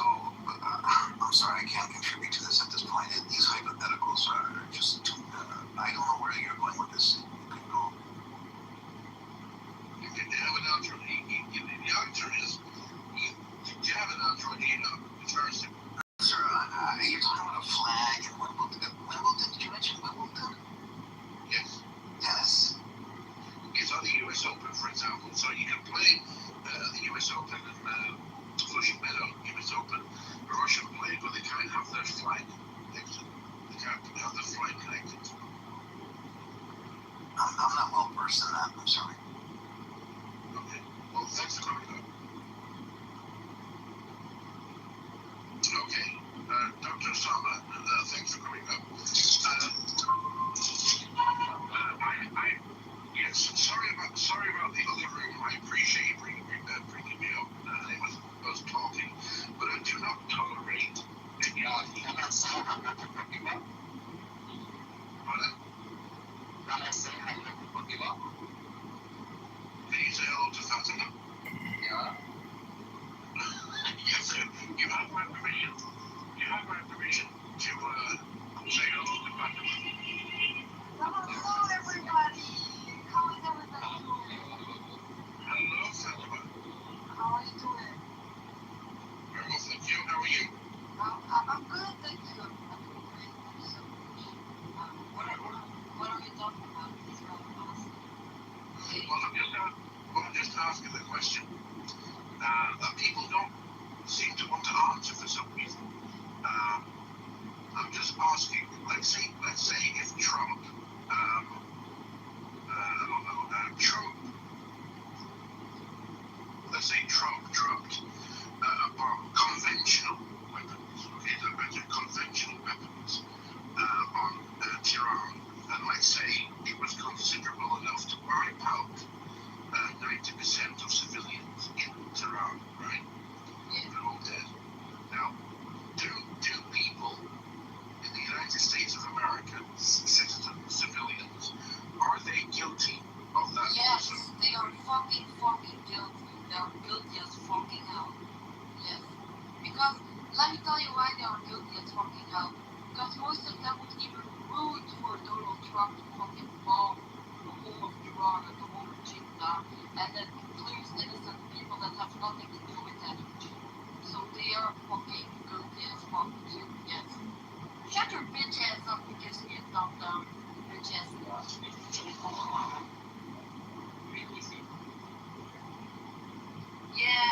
Yeah, I think people of America are very guilty. It's not all the people of America. It's people. There are a lot of people in America who are brainwashed into thinking that all of the people in Iran. I love you. I'm talking. I love you so much. There are people in America that think that all the people in Iran love that fucking Islamic cultic regime that they're living under. That's not true. So they don't feel sorry for them being killed. Yeah, they cannot feel sorry for those innocent people being killed because they think they are terrorists as well. But no, it's not true. A lot of people, especially women, they dislike that regime. They don't want that regime. They don't want nothing to do with the Islamic regime. So no, if America should mind their business, I think Iran should fix it from the inside out, as we have seen before. So yeah, America is not doing anything. There are only innocent people that are also. Hello. Yeah, what's up, man? I want to respond to Fatima. I thought, Fatima.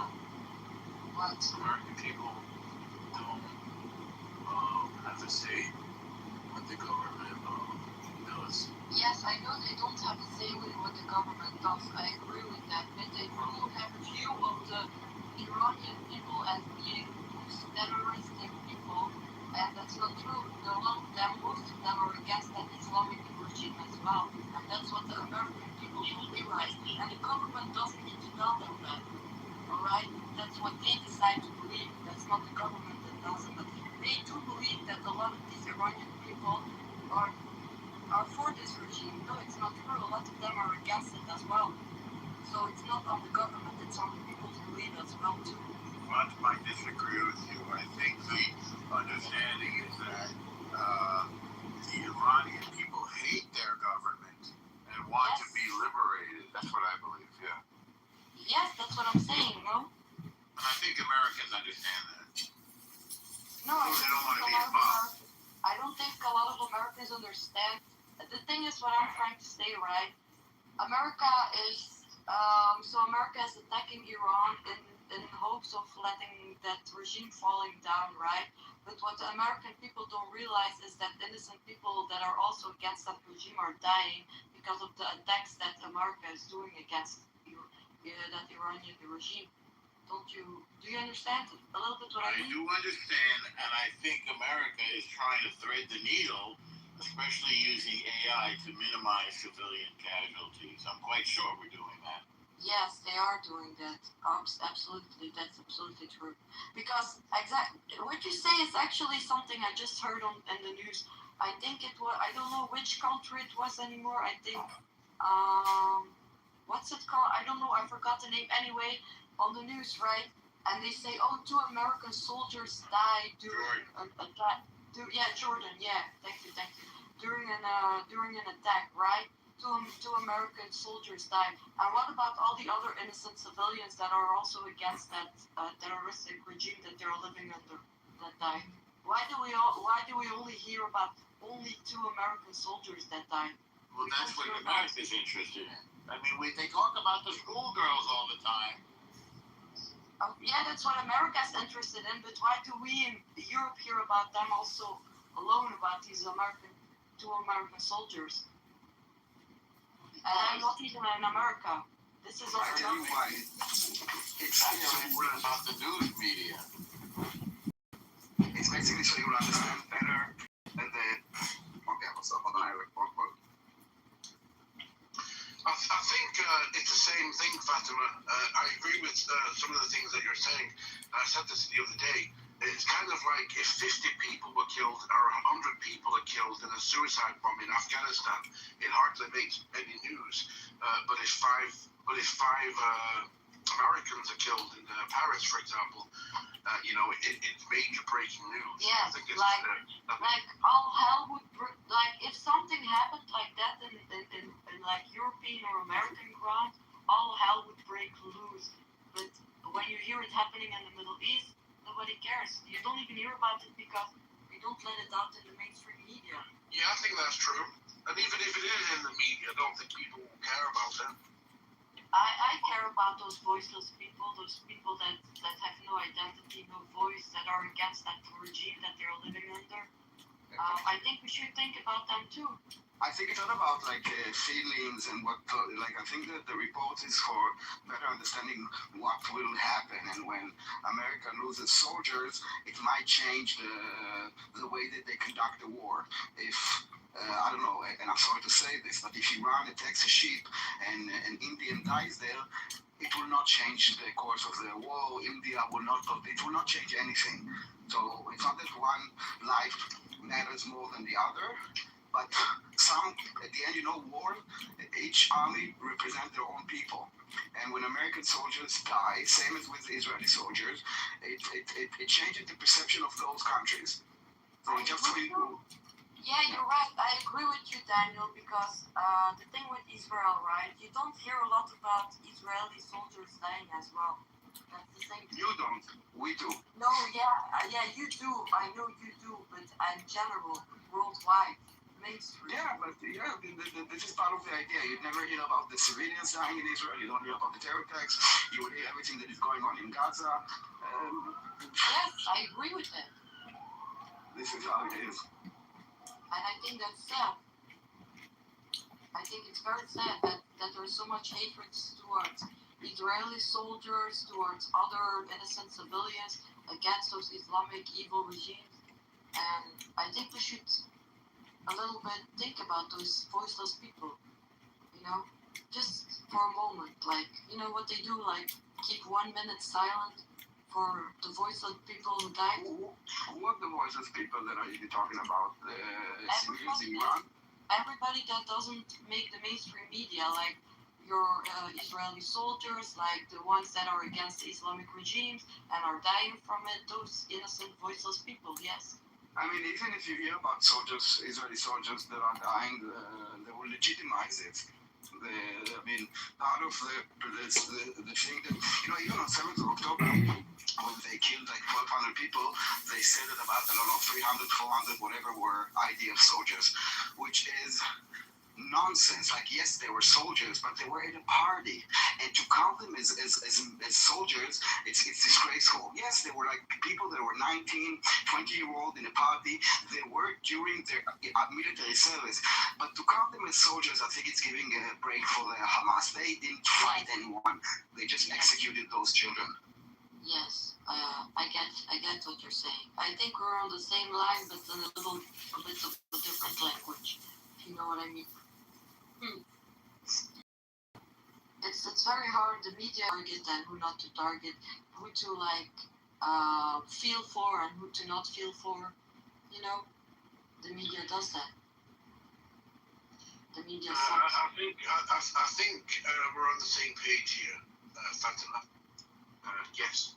Why is it that if 100 people in Afghanistan are killed in a suicide bombing, or if 5 Americans are killed, why is it?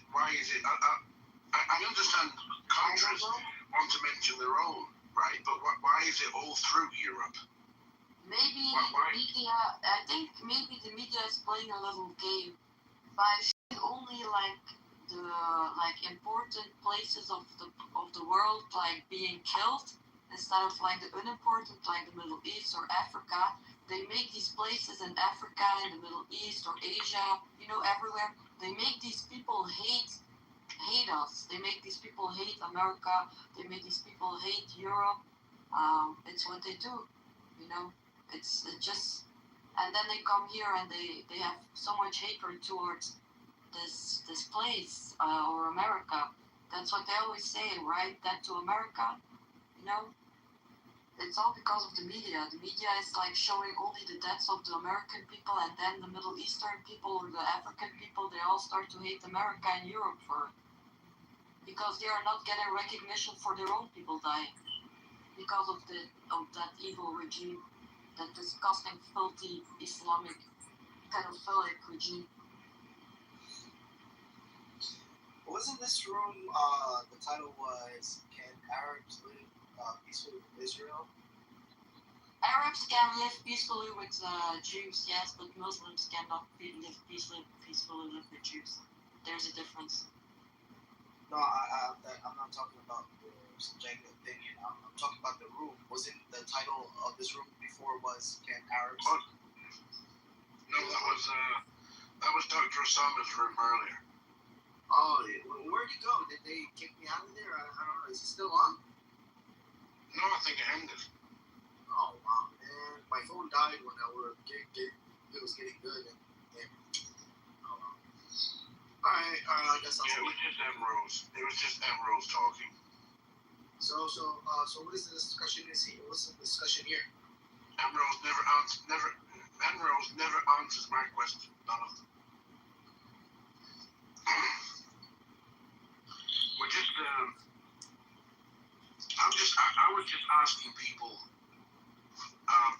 do citizens of a country, are they to blame for the actions of the government or military? No, of course not. I don't blame the citizens of Israel for the atrocities that their government is doing. Same as I wouldn't judge the Americans, citizens, because I'm American. I wouldn't judge my fellow Americans for what our government is doing. Our government does shit to us. It's MK Ultra, so many other projects they tested on our own people, here in America. So I mean, all governments are shit, right? Yeah. What is it? You're in the U.S., right? Yeah, I'm in the U.S. Okay, that answer, I agree with the answer that you gave. How about? Why wouldn't they? They're happy about their country. Yeah, right. So, and even if the government did something bad, it's still okay to have their flag on the doorpost, right? Yeah. I mean, listen, it's time for a country to get back to, or any country to be normalized. It takes time, So Israel is a new country. It's gonna take time. Yeah. Well, wherever I go, if I have an Israeli flag on my picture or in my bio, TikTok, Stereo, Clubhouse, YouTube, whatever it is, just having that flag, Israeli flag, opens me up for intense verbal abuse of me and my family. I understand, brother, but you have to understand what's going on. That's why. I mean, listen, I'm I'm an Egyptian. I don't agree with what your country's doing, obviously, but what don't you agree with? Can I ask? I don't agree that. Well, it's hard to say because you guys you're stuck in a position where you don't want to be. right? Because they put you in that position. Hamas, right? Fighting. Not just Hamas. Not just Hamas. But Yeah, Iran too. why don't you the Houthis, Hezbollah, PFMP, PIJ? But what don't you agree with? I mean, I don't agree of bombing of the kids. So like, who's bombing kids? So you know that there's kids dying every day, right? So no, I know that there are kids that are dying in any war in history. Unfortunately. Brother, I agree with you. Listen, I understand that, but no, but I'm asking you, don't you agree with what Israel is doing? Like, kids dying is not because of Israel, it's because of Hamas. I'm not like I don't like the reason why I don't agree with Israel's doings is because they're not sending their troops inside to they're just throwing bombs instead of. No, that is not true. Our troops are completely inside. Palestine is decimated. It's a graveyard. No, hold on.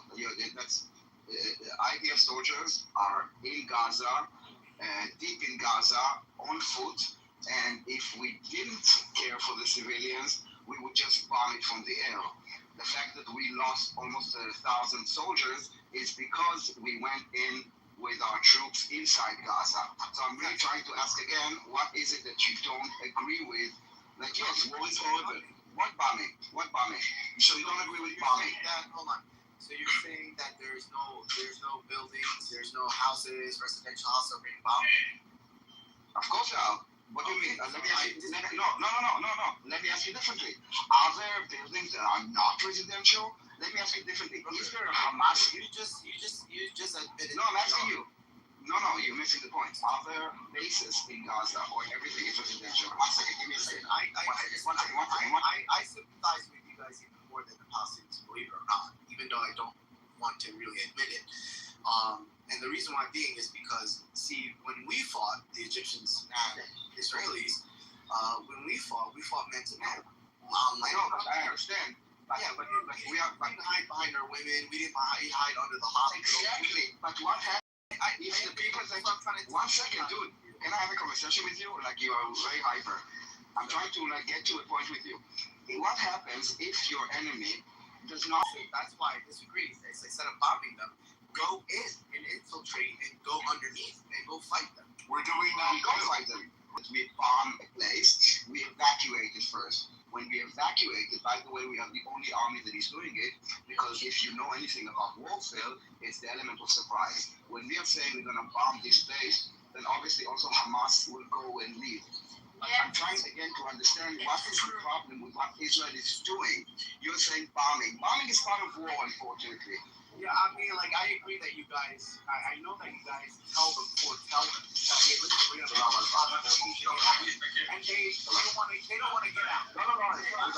I understand that they're hard-headed, right? They're like, yo, we're not going to leave. Okay, so I don't care about hard-headed. Palestinians. The way that the Palestinians are conducting war is through war crimes, okay? Everything that they do is a war crime. To minimize civilian casualties, while they're doing everything in their power to maximize it. And there will never be zero. So again, I'm asking you, why don't you agree with what Israel is doing? I agree what's happening. I agree that they're hiding behind, their kids and their women, and they're not fighting man to man. I agree with you, okay? But just because they're doing that doesn't mean you should do that. Even though you called them and say, hey, listen, a lot of countries won't do that. I agree. America wouldn't do that.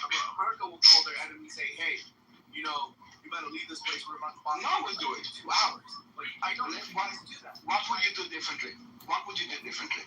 I would go and tell all the people of Palestine, listen, come here, stay here, and go infiltrate. This is what we did.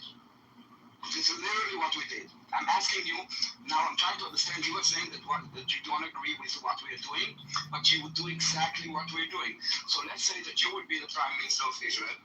It's 8th of October. You had an invasion of thousands of Gazans went into Israel, doing awful things and kidnapping 250 people, including children and babies.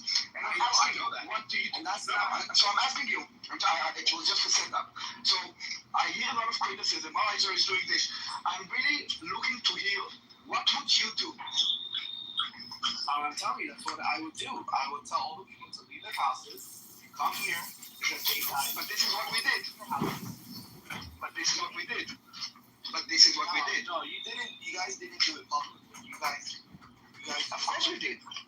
We did it in the most intense way. Netanyahu, I haven't seen Netanyahu say, "Hey, please, all Netanyahu, please move," because you're talking. Hold on, you're talking about propaganda. I'm talking about reality. In reality, we are addressing the Palestinians in Gaza. If Netanyahu goes on TV on CNN, speaks in Hebrew and in English, that is like completely a theater. What we are doing, we are dropping pamphlets, we are calling them, we are sending SMSs. This is what is effective. Do you think that Bibi going on TV, the Palestinians would see it? Come on. You're talking about performance. I'm talking about life. Saving lives is actually evacuating the people, which we are doing. But you know what? Just so you know, when we are evacuating population, the media is saying ethnic cleansing, right? Displacement. The fact that they're cowards. Yeah, they're like cockroaches. I'm not gonna lie about that. Yeah, but you're not listening to what we're doing. Like we moved 1.5 million people. Hang on, we moved 1.5 million people out of Rafah because Rafah is on exactly what we did. Okay. And by the way, and aren't you guys aren't you guys bombing the refugee camps as well? No. So the why not? What? Listen, I'm talking about this. No, hold on. We are moving to refugee camps, and then Hamas is using those refugee camps for them to launch a rocket. Then we would target that specific place where they launch a rocket, not indiscriminately. So, but the problem is that yes, Hamas is using all those places exactly for public perception. Okay, so you see what you just said? Like Hamas. Let me ask you this. Wait, hold on. If there are rockets firing at us, what do you want us to say? Okay, we will just let it up. Brother, I heard what you said. Can you hear me? Hello? Everybody can hear you. We did exactly what you suggested. No, we evacuated. Hang on, you said evacuate. We did it. We evacuated. But okay, he just admitted that they are shooting rockets from the refugee camps, right? Right. Okay, so why is this happening? Because you guys are not. Why are they shooting rockets from a refugee camp? That's their decision. No, see, this is where I'm trying to tell you. When you know that Hamas is basically terrorizing their own people, yeah. Right. You should have the IDF securing the refugees. They shouldn't leave the refugees by themselves. They should be there securing. We are there. No, they're not. Because we're there. Hold on. You're incorrect. You're mistaken. Brother. Let me give you my point across. If they were. You made your point. We did what you said we should do. You said we should do it. Slow down. I want to just make a few things clear. Number one, you said we should be there in person, not just bomb. We're doing that. Number two, you said, hang on, wait, I didn't finish. Wait. Number two, you said we should evacuate. We did that. Number three, you said the IDF should be there in the refugee camp. We did that. Now, so we did everything you suggested. You didn't know it. Now you know. No. Hang on. You will. I want to hear what you say. I want to finish my thought. So we've done everything that you didn't know until just now that you suggested that we do. But now maybe you're saying we should get Hamas out of the refugee camps. Well, that's a process too, and that's going to hurt civilians. So the first thing we're doing is we're responding to wherever they shoot us from. Now go ahead. Okay, so if my point is you're doing a piss poor job about it. Why? Because wait, a piss poor job of what? Oh my God, let me finish, brother. Poor job of what? Can you let me talk? No, a piss poor job of what? Of securing the area. If the fact is that you Hamasniks. You want us to interview them? You want us to shake them down? What do you want us to do? So when you move a group of people, you're making them move with arms, with weapons? No, you're not. What do you mean make them move? We tell them we'll get a bomb. Here's a refugee camp. Go here. Okay. Yeah, you should escort into Israel. You've never been in battle, so you have some ideas like you're a sort of a civilian with some brainstorm. So write them down and put them in a letter.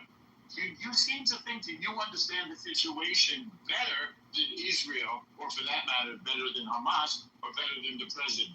But you don't have the information that justifies their idea. Okay, you have a better idea. Okay. So then correct me if I'm wrong. Wouldn't it be better to escort them because you know that they even steal their own food supplies? They do escort them. What's your next question? I think that you're suggesting Israel does. Nevertheless, it's not possible to eliminate every single rocket and every missile. They have an underground subway system bigger than the London Underground that they use to transport stuff, and we're systematically decommissioning it. It's tough. So you don't have enough information to make your judgment or your suggestions. You're lacking information. Well, then I don't know what to say. Listen, I all I know is that you guys are looking bad more and more every day, and I am the few Arabs. Well, we're not worried about how we look. You guys, we're not worrying about that. Israelis. The Israelis. What we're doing is we're winning the war. That's what we're doing. We're defeating the enemy. Yes. Maybe we could do a better job. Obviously. That's a good thing. Yes, and listen. That's a great thing. Yeah. Listen, That's the job of war. Yes, of course. And we're doing more to defend the civilian population than any military in human history. You'd like even more. You're the great humanitarian. But I'll tell you one thing: Israel's not going to risk Israeli lives to defend people who want to kill us. And there's a wide indication that even the civilians in Gaza, because they participated in the hostage taking and the hostage keeping, even the civilians are participating in this war and pretending not to. So it's a bit of a dilemma. Honestly, they have bad leadership, so they need it. They need some a real good leadership. Yeah. See, we're a democracy. We can pick our leadership. They have a tyranny, so the leadership decides that they get to pick them. Yeah, and that's the thing. I wish that like the UN can or like the whoever just pick let's say an icon. The UN is useless. Huh? The UN is useless. Literally useless. Yeah, they are. I'm not gonna lie to you. They do nothing. They help come out, but I think the solution is that they pick an icon as a leader. Like for instance, one of the like famous like Muslim scholars to be their freaking leader because they're having women and children. They want to destroy Israel. This is pretty much all of them. To die fighting against Israel. This is what their ideology is. They want to die trying to destroy Israel. And that includes Israeli civilians. So we're fighting maniacs. Yeah, you are. I'm not gonna lie, you guys are fighting maniacs. I mean, like, the fact is, like, us Egyptians, we just don't understand how could they even, like, choose to stay in a house. No, like, you get a phone call, hey, we're bombing your house. Why the hell stay there with your kids? My kids. They want their kids to be shaheeds. Well, they're retarded, right? Well, that's their beliefs. Yeah. No, they hijacked Islam. I believe they hijacked Islam. Yes, and that's I'm American, so I know a lot of Palestinians, and I have not one Palestinian friend because they're fucking nuts. Okay, they come here in America. They open grocery stores, they open business, and they're selling khinzir. Oh, it's just business. So they sell it to the infidels. Yeah. So they have their shit backwards. No, I've seen it. I used to hate Israel so much, but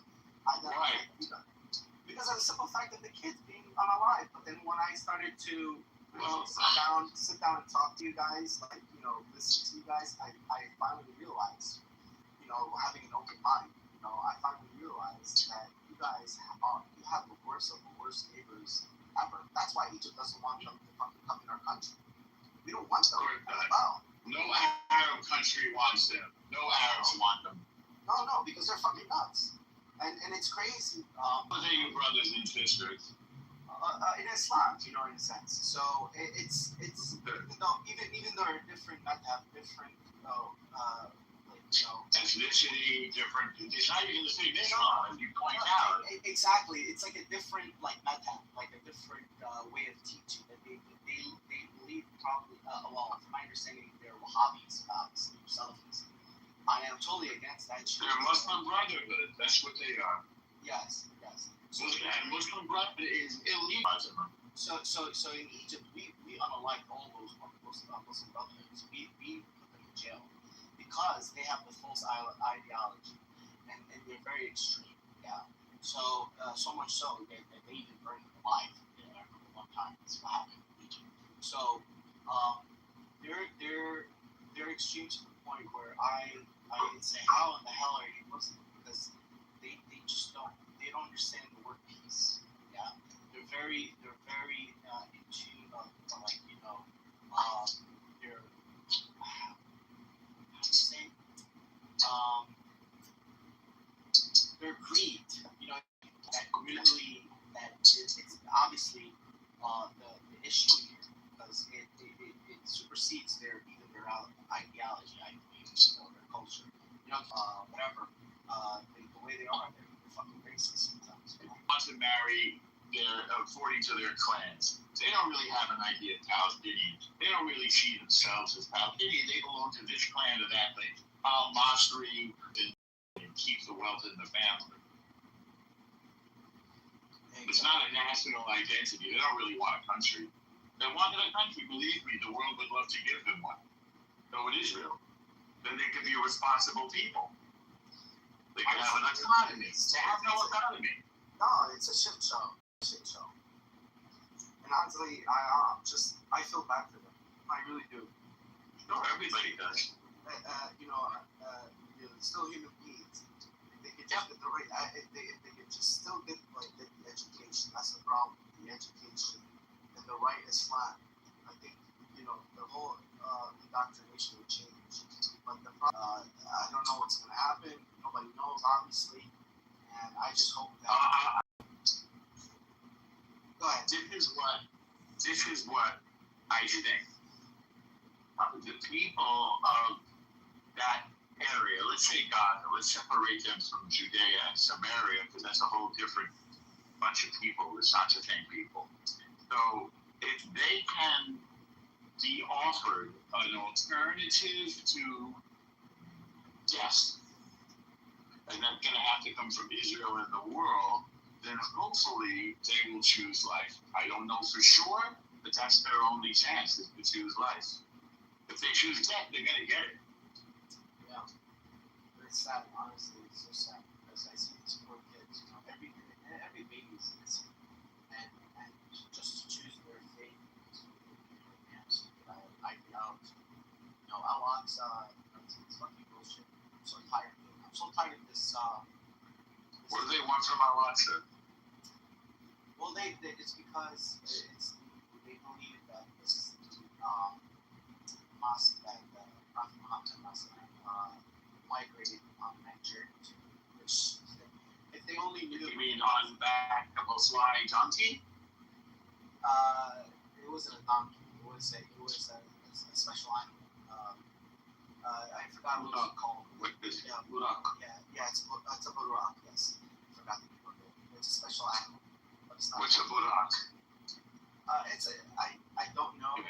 Whatever it is.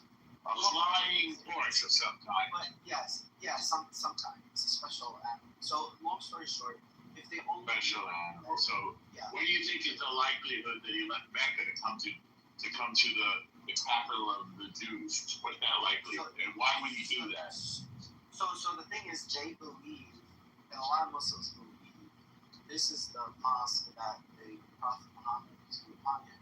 A did the night journey to, which is not true. A lot of Muslims don't know this.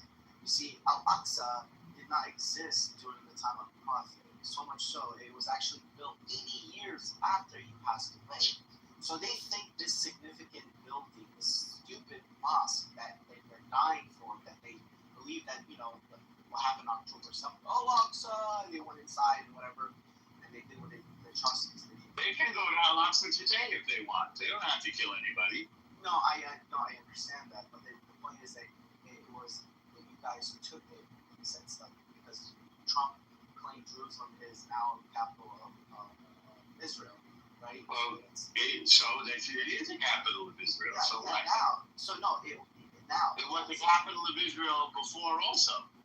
Well, yeah, listen, before it was all Islam. Before, Before what?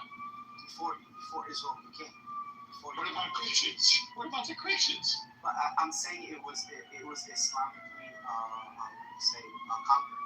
Yeah. So now you mean by the Ottoman Turks? Yes. So. But what if the Ottoman Turks? They had no business there. No, but you're missing the point. What's the My point is that they think this wholly significant building was the building that the Prophet migrated to, and which is not true. On a flying animal. Yes. So is that the basis of letting your children die because somebody believed in a flying animal? They're retarded. I'm telling you, a lot of. Well, you did say that. You did say that. Yes. They don't understand that he migrated to the Holy Land in Jerusalem. Mecca. Okay, I mean, he went to Mecca and Medina. Whether he came to Jerusalem or not, I do not know. Al-Aqsa, it's the night journey. It's in chapter 17, verse 1. I'm very familiar with Al-Aqsa. I've actually been there more than once. But listen, they have 22 countries, okay? The Arab guys. They have 22 countries in the land. Okay, there's a little postage stamp the size of New Jersey. If they're not going to let the Jews have anything, then that's not a deal that we're going to make. If they want to keep their oil and their land that they already have, that the British gave them, fine. But they're not going to come and take a little piece of land. I'm not going to get into that because I don't care to argue about land. There's nothing to argue about. We have the land. Yeah, I really don't care. You can take the whole goddamn thing. I don't care. You have Egypt. We have Israel. Yeah. I wouldn't care. The fact is because they already lost. In my eyes, they already lost. Yeah. So they should integrate. If anything, they should just be Israelis. You guys probably don't. I don't think they want to be. I don't think they. I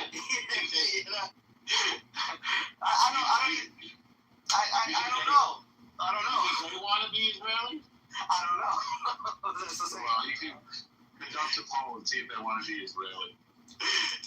Yeah, we have a lot of Arab Israelis. They're not leaving. I mean, technically, to leave, they have to get an Israeli passport anyway. So technically, they are. Who? Them. Don't they? Where? The Palestinians. Which ones? Where? Gaza or Judea and Samaria? Please don't be peeing. Any of them. Well, you got to explain what you're talking about because the Arabs in Israel. Hang on. The Arabs in Israel have Israeli passports. Yeah. So they can leave, but they're not. But I'm saying that there's no such thing as a Palestinian passport. Am I correct? I don't know if there is. I think there is. But you have to specify between Judea. I think there is. You have to specify between Judea and Samaria, which some people call the West Bank, and Gaza. So I think there was. Actually, there was, but I believe there's no more Palestinian passports. So they had Jordanian passports up until 1988. They were part of Jordan until 1988 when Jordan said, fine, we're going to. Israel beat us in the war in which Jordan attacked, and we're going to relinquish any claim to that land. Jordan took it illegally in 1948. Yeah, so yeah, they don't even have passports. So they have. I think they do. I think they do. Israelis. I'm sorry? No, they don't. What's that? No, they don't. Because I remember. Who is they? Palestinians. Where? Gaza. So if they're living in Israel, they have Israeli passports. Yeah, that's what I'm saying. They don't have Palestinian passports. That's what I'm saying. They have Israeli passports. Yeah, so they're Israelis. They're Israelis. That's right. Why is that funny? Because we're talking like if they. I wonder if they want to be Israeli. So technically, they already are. What's the real historical name of Judea and Samaria? Now, it's to Palestinian, so-called Palestinians in Judea and Samaria have Palestinian passports. I don't know the answer to that, but I can look up right now. So there's the people in Gaza. What do they have? I don't know. Okay. Both people in Gaza and West Bank have Palestinian passport. Do they? Yes. I didn't know that. You know it either. Yeah, they have passport, but they suffer from lots of other problems. The problem is not the passport. For example, they cannot travel from West Bank to Gaza or vice versa. Or most of the time when they leave West Bank, they are not allowed by Israel to return back. To be what? I'm gonna research this. I'll be back. Hold on. I'm gonna see if they have passports. Hold on. I think I'm looking it up right now. Palestinians with a passport on which it is written issued by the state of Palestine. Palestinians have passport issued by the Palestinian Authority. I just looked it up. Yeah. Good. Your answer. They have passports. No shit. Now, traveling from Judea and Samaria to Gaza. Most of the time, they cannot return back to Palestine. They cannot return back to West Bank or Gaza when they leave. They take over Most of the time, but it is not guaranteed because Israelis control all the borders. Well, Egypt controls the border, and so does Jordan. I mean, if they're not violent, even West Bank, in the West Bank, Israel has its own border control. So Jordan on one side and Israel on the other side. See, the real problem. I mean, I have Palestinian friends in America who go back and forth to Judea and Samaria. I guess that's because they have American passports. Also, this war, I agree with what Trump is doing, because the Iranians are the ones who are supplying these idiots with all these supplies, all these weapons. So they need to cut that shit off. I just hope that they come to terms and agree to stop supplying these idiots with weapons of destruction, in a sense, rockets and whatnot. Honestly, this shouldn't be. We're in 2026. I don't get it. I don't get it. Why is this shit happening in today's age? Even I used to listen. Like I said, I used to hate Israel, and I don't hate Israel no more. So just to clear that up. I just don't understand why is Israel on the mainstream media every effing day? Because I don't see the Saudi Arabian being broadcast, how they treated the Yemen. Because they have a file. Because we love them. I just checked your question. What's your name here, Truth? So you're going to have to update your truth. Yeah, Palestinians, as I suggested to you, they can leave the West Bank or cross the Allenby Bridge, I've been there, into Jordan. That was A. He's the one who said that, not me. Well, no, I said something different. And you have to carry. He said because they don't have a Palestinian passport. That's incorrect. They do. Oh, okay. Right. Palestinians then have to re-enter by the same bridge out of Jordan, and they have to have valid residency status on their Palestinian ID. At least they have that. Yeah, but all these ideas you had. Listen, if they get a real leader, like let's say, I don't know if you know Mufti Ming. I wish he's from Zimbabwe, and he's a humanitarian. He has like a degree in philanthropy. He's very educated. What's his last name? Mink, Menk, Mufti Mink. This guy is very spiritual. Okay. If most Muslims would follow him, I think this world would be so much better. Especially, the Iranians obviously are different breed, right? They're different, completely different sect. It's a complete different. They're Shia. Yeah, they're Ahlul Bayt, so they believe that they get their. It's called Shia. Yeah, Shia. They believe they get their religion from the family of the Prophet, which is. Religions are almost the same. There's just an argument of who should succeed Muhammad. No, that's not true, brother. I'm telling you, I am an ex-Shia, and I'm telling you, it's not the same. It's completely fucking different. They believe in the 12 Imams. Successor of Prophet Muhammad. Why do you say this? No, brother. They believe in the. I'm telling you, I'm ex-Shia. And I'm telling you, they believe in the 12 Imams. They believe that they're infallible. They believe in the Ayatollah. They believe in. Man, it's nuts. It's nuts. Once I found out that one of the Ayatollah says that you can marry a 1-year-old, I'm like, okay, that's it. This is fucking nuts. You are saying bullshit. What are you saying? I myself, I'm Shia. What is this? Who is Ayatollah? Ayatollah Khomeini. So what is his relevance with Shia? Okay, so he's not your imam? No, he's not my imam, no. Oh, well, he's not the imam now because he's dead, but he's the imam of Iran or the Ayatollah, whatever the... No. You guys In follow. In Iran, if somebody is a Shia, he can follow whoever he wants. For example, in Iran, many people follow Ayatollah Sistani. So why would he say you can marry a 1-year-old? What? Why would he say it's okay to marry a 1-year-old girl? Who said that? I just told you. True, he said some bullshit. What's related to it? You are describing irrelevant things and attributing irrelevant things to irrelevant people. I'm just saying that you guys are far out there, man. You guys are the issue. Iran is the issue. You guys are so. Okay, I understood what you are trying to do. You are trying to say bullshit here. No, it's not bullshit, brother. It's not bullshit. But you already said that I'm a Shia. Then why do you lie? You're a Shia. Are you a Shia? Let's be honest. Truth is a troll. It's true. Okay, all right. Okay. So are you a Shia? Are you a Shia? Are you a Shia? It's none of your business. Fuck off. Exactly. So you just said you're a Shia. So if you're okay, all right. So if you're a Shia, you know that you're against the Ahl Sunnah. You're not against Ahl Sunnah. Yes, you are. You guys curse the Prophet's wife. Yeah, obviously it's haram, but they do that. Are you sure it's actually the Quran and Quran made it fatwa made it haram for the followers to curse any assumption. So what else do you have in your arsenal?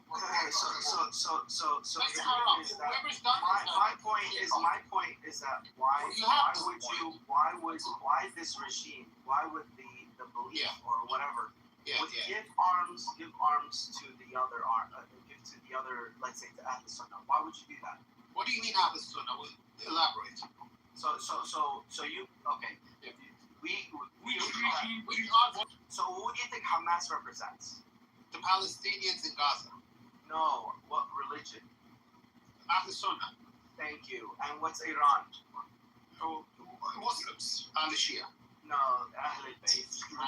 Marriage of convenience. No, it's not about Sunni Shia BS. It's about the fact that also Hezbollah is Shia. So what? So they support. It's not about Sunni Shia. I mean, it's got nothing to do with all of these sects. Obviously Hamas and Hezbollah, they're from two different schools of thought of Israel. Yeah. Well, so-called Israel, we can say Zionist regime. Because it's obviously Zionist apartheid regime usually say. Oh yes. Or is that Amir says that? I can't remember. Yeah, it is. Well, look. Let's put it this way: Indonesia does not recognize Israel. Malaysia does not recognize. So what do we have to do? I mean, if you're from Malaysia, Pakistan too. Don't forget. They also recognize it as apartheid. Saudi Arabia as well. I mean, Saudi Arabia. If you're from Saudi Arabia, what do you have to call that entity which your country does not recognize? You tell me. I mean, I don't know. If you're from Malaysia, sorry, guys, I had a phone call. back to what you're saying. So why? Okay, it's all the same shit all over again. It's causing fitna. Fitna is causing basically fitna means like trouble. So fitna for people who are from Brooklyn, fitna means division. Yeah. You're not from the you know what? So the Shias are known. So the Shias are known for. So fitna means divisions, Yaakov. Yes. Divisions. So Shias are known to cause fitna. Okay. Well, I don't accept that bullshit. Okay. There's no divisions. So ummah. No, it's not. It's not. Yeah, I understand. From your Zionist perspective, there should be divisions. I'm not a Zionist. I'm not a Zionist. There's no divisions among Ahlul Bayt or Ahlul Sunnah. It's all the same. Yes, there is. Well, how are you gonna tell? How are you gonna tell?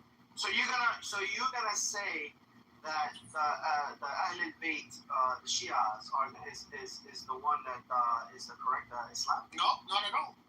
None of them are correct. The correct is only Allah knows. Yeah, Allah knows. Or in other words, both of them are correct.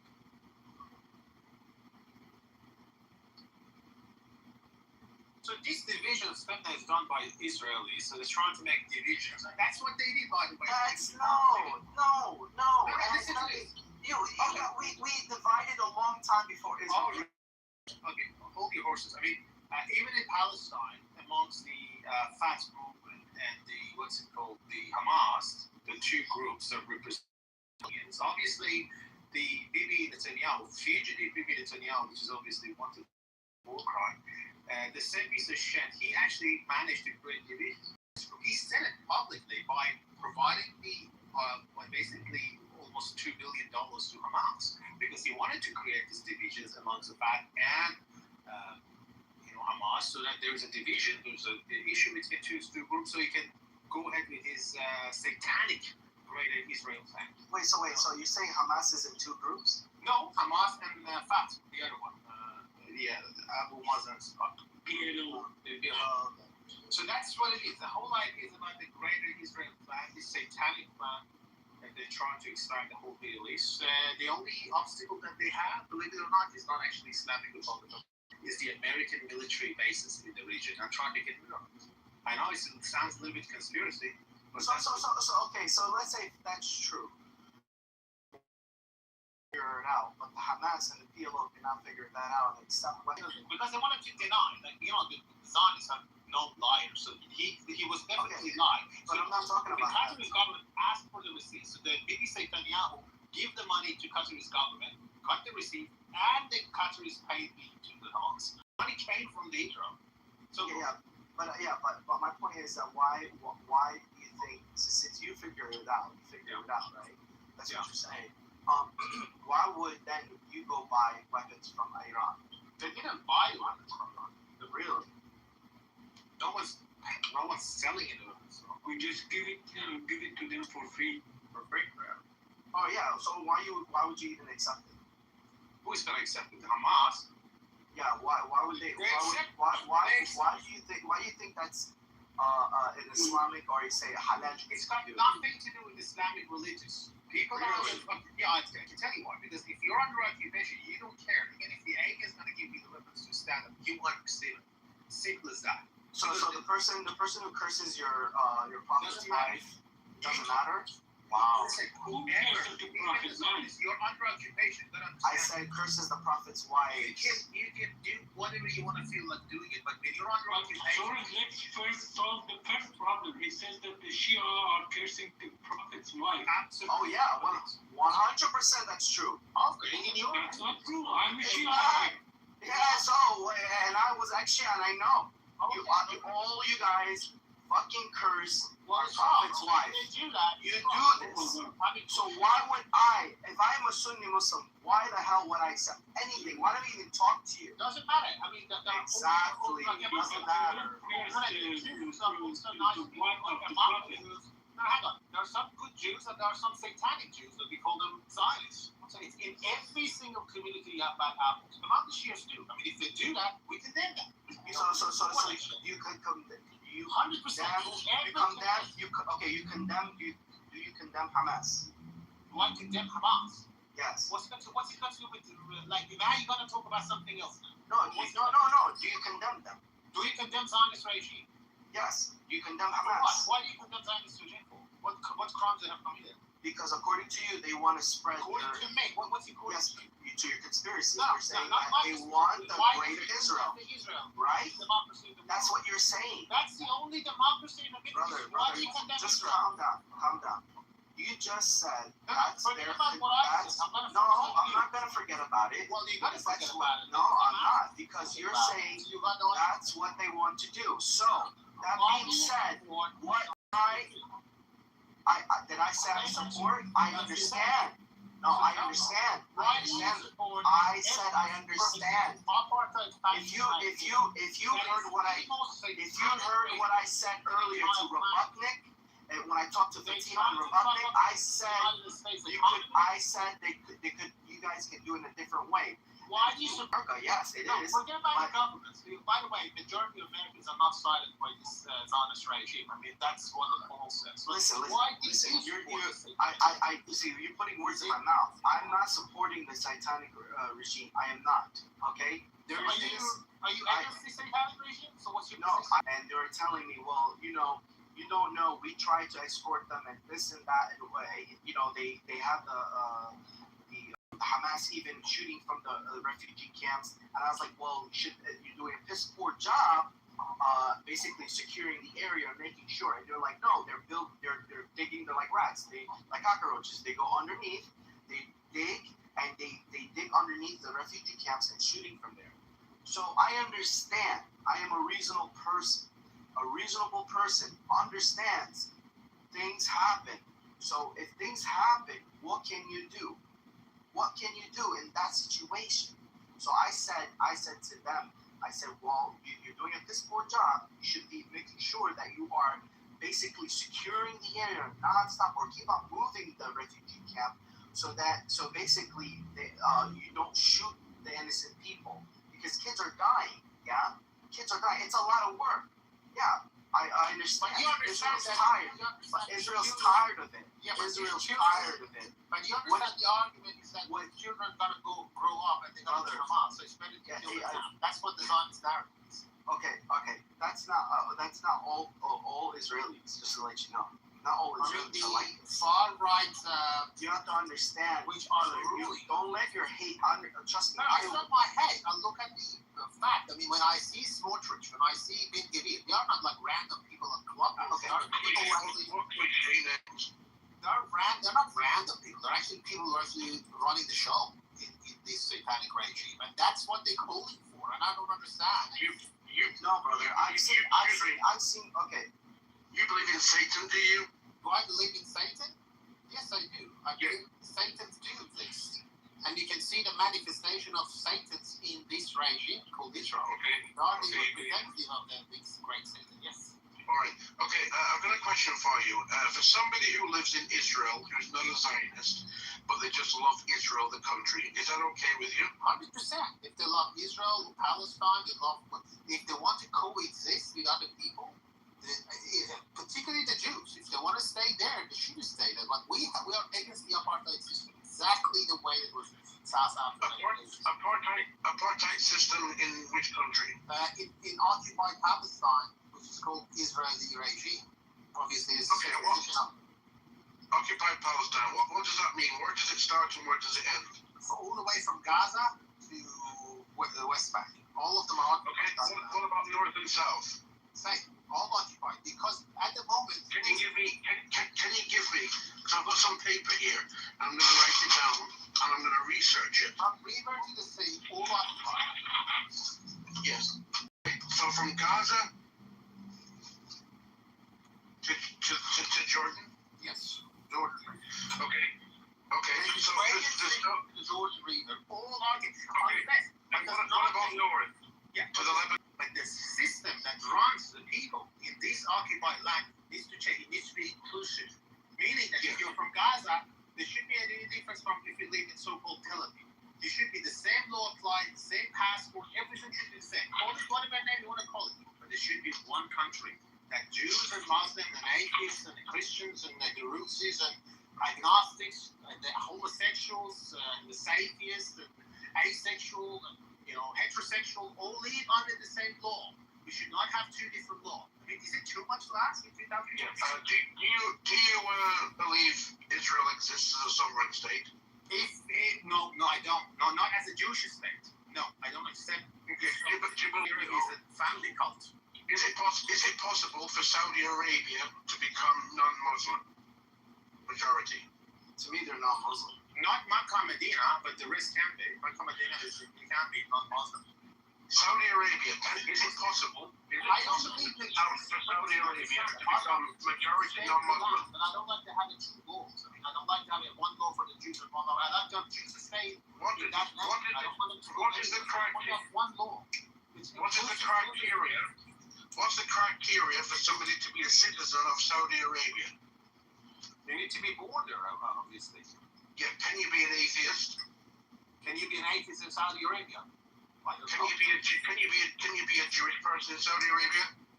In Saudi Arabia, I don't know. Maybe yes, maybe no. We're not talking about Saudi Arabia here. Can you be a Christian? There's no occupation in Saudi Arabia. There's no disputed territory in Saudi Arabia. Do I agree with Saudi Arabian government? 100% no. Are Jews allowed to go into Mecca? Are Jews allowed to go into Mecca by law? No Muslims, not Muslim, are not allowed to get into Makkah, Medina. No. Okay. Non-Muslim. Can Jewish people and Christians pray in public in Saudi Arabia? Well, I hope they can, but they obviously, if they don't allow it, that's wrong. Okay. Are there churches and synagogues in Saudi Arabia? It's non-existent. That's why they don't agree with the Saudi Arabian government. But Saudi Arabia is not a benchmark here. I can give you a better benchmark in other Muslim countries as a benchmark. You can come up with Malaysia. You can come up with even in Iran. Oh, please, that would be wonderful. You'd be doing my work. Go ahead. Okay, in Iran, there are 13 active synagogues, for your information. There are Catholic churches, there are Orthodox churches, there are Zoroastrian temples. Yes, I'm aware of that. Oh, well, you can look it up. And there's a permanent member of parliament, as has been coming from the Jewish faith, also the Christian faith. There are Jewish hospitals, there are Jewish butcher shop, which is a kosher shop. It does exist. Yeah, I'm aware of that. I don't need to look it up. I'm aware of it. You look it up. I know it doesn't come up in your reels. But the reality is that the Jews can stay in that land. But if you have two different laws, meaning that if you're Jew, somehow you are treated different than someone who's happen to be Christian, I don't agree with that. And I believe that Israel, as a Jewish state, I don't agree with that. And also with that, I don't agree with any country with Islamic state. I don't agree with Islamic state. I don't agree with Christian state. I'm not trying to democratic. Everyone has the equal right, regardless of what background they come from. And I don't think it's too much to ask in 2046. Okay. Do Palestinians in Kuwait and Lebanon country should we take to the streets and protest the Palestinian treatment in Lebanon? Well, the level of discrimination that happened among the Palestinians not comparable. Should we take to the street of the situation that make the living impossible for the people of Lebanon, regardless of the Druzi, Shia, Palestinian, Lebanese? The situation in Lebanon is not great at the moment, and that is true because of the Israeli aggression. Yeah, is it true that even children who were born in Lebanon, even children born today with Palestinian heritage, they don't get the citizenship, they don't get the passport. You got to understand one thing. In the United States last week, there was this thing about President Trump that was literally saying if you're born in the United States, you don't get the citizenship straight away. So this is a citizenship law that you're talking about. Some country, they go with, even if you're born in that country, they're not going to grant you citizenship. So that's a citizenship law. So that's not automatic. It's not a human right that if you're born in a place of citizenship. My grandmother was from Poland, okay? I can get a far easier route to citizenship of Poland than somebody without Polish parents or grandparents. What do you think about that? No, I don't have any. Again, it's a citizenship law. Depends on. Yeah, right. In the United States of America here, was you aware that there's something in the Constitution which shows that somebody who's not born in the country or does not have American parentage, they're not allowed to get a position of some jobs. For example, the President of the United States. What do you think about that? Well, that's considered again. That's the law of the land. You've got to respect that. Okay. What about the law of the land of Israel? Do we respect that? Again, I accept Israel. I accept America as a state. There's no disputed territory. As for my argument, maybe the Mexican government, the California, but the Israel is a disputed land. It's not a. You believe? Okay, you say Israel. What are the borders? Do you believe? You said the United States. They have a designated border. That's Mexico. That's Canada. That's United States. We know where the borders are. Tell me about this country called Israel. Where are the borders? The borders. Literally every single day, the borders change. If you asked me this question like 2 years ago, the border was not inclusive in Golan Heights, which is a part of the Syrian territory. But now, has always been part of the United States of America. Hawaii. Okay. Now, I've got a question. I've got a question for you. I mean, you say Israel. You've got to tell me where are the borders. I've got a question for you. You said that you accept the United States of America exists as a country, right? Are you one of these people that accepts that the United States of America is complicit in genocide that Israel supporters have done? Yes, I do. Okay. Right. So, but you still respect the USA as a country? Yeah, because I believe that they can change. There's a democracy in the United States. They can change. They can change the course. They can have a better politicians and change the course. And that's what's happening right now in the United States. There is a hope because in the United States you can change the politicians through the elections. There's a process about. What do you think about Israel, where Jews are by law they have to serve in the IDF, but Palestinian, Muslim, Arab Israelis don't have to? Do you think that's discriminatory? Favors one more than the other? Are you talking about the Arab Israelis? Like the one that they've got? You're talking about the 2 million Palestinians who live under they have Israeli citizenship. Yes, what do you think about? Well, that's their law. Obviously, there's not discrimination. They want them not to be active in IDF so that they didn't want to serve the Haredis, which are the Orthodox Jews. They didn't want them. But look, this is something about them. And I don't know how they mind. What about Captain Ella? She's a captain. She's an Arab Israeli. Yeah, I mean, again, that's volunteer. There's so many Druzzis that serve IDF, but again, that's up to them. I mean, it's whatever they want to rule their apartheid system is among them. I don't care about whether they want to include the Arabs or non-Arabs. There are so many Druzzis serving in IDF too. But again, it does not mean anything. Even if there was mandatory for Arab Palestinians to serve the Israel, it would be the same thing. Would we against the IDF? We don't against because they are Jews, because they are oppressive, because they're occupied. There are so many Druzzis there. There are so many non-Druzzis. So we against that. The whole. Okay. Can you provide me some information to me and everybody who's listening? Provide me something, which shows that Israel is occupying. Now, I'm not speaking about Judea and Samaria or the Gaza Strip. I'm speaking about other areas sandwiched in between them. I want you to provide me something. The United Nations shows that Israel is a sovereign state. Okay, and a sovereign state cannot occupy it. A sovereign state have a border, have a designated border. Did you know that the border? Okay, so Judea and Samaria, the West Bank or Gaza. So would you say that they're under authority by Israel, the Israeli government and military? Which section of that? There's 3 sections. Some of them are in totality because obviously everything control. They don't have any border. I mean, they have a border, but they don't have any control. Area BC. Yeah, BC, exactly. So because they're under control by Israel, a foreign government, you don't accept that that's a sovereign state then, right? No, because the sovereign state have a border. That's not by what definition? You make it? Yeah, so also Turkey? So also Turkey is not, so also Russia is not, so also Greece is not, so but you understand that this is expansion movement. But when you don't have a border, it means that you want to expand. No, we have a border. We have a border and we have sovereignty. There is no but so you're just making up definitions in order to. But so Golan Heights belongs to Israel. Okay, what about 10 years ago? Was it belong to Israel? What about 20 years ago? Doesn't matter. That's what I'm saying. What about Hawaii? Hawaii? But that is fine. Sovereignty is about making your own decisions and being able to defend those decisions. It has nothing to do with borders and define or define. You're just making a standard that will only apply to Israel. Unfortunately for you, it doesn't apply only to Israel.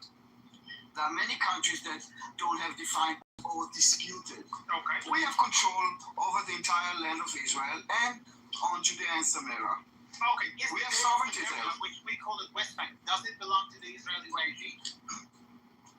I don't know what is the Israeli regime. What do you mean by Israeli regime? So it's the same government that you guys are part of it. I mean, None of the land belongs to the government. Okay. But I mean, Government is one of the bodies, one of three bodies that is governing Israel. So why do you have the United Nations? It doesn't matter. It's States. the only thing. What about United States? That is fine. What about United States? United States. I tell you what. Hold on. I will ask you what makes them illegal. The position of United States is clear for me. Yeah, but then again, you're missing the point of sovereignty. Sovereignty means that we decide for ourselves. It's illegal. It's the United States. Under God. No, I understand. My question was, I have a different opinion. Okay, so that's the opinion of the United States and European Union. And I don't know what you're talking about United States. I think, hold on, what do you mean United States? Who in the United States? United States are like 300 and something million people. Under Trump, I can give you an example that Trump says this is illegal settlements. Trump calls which one?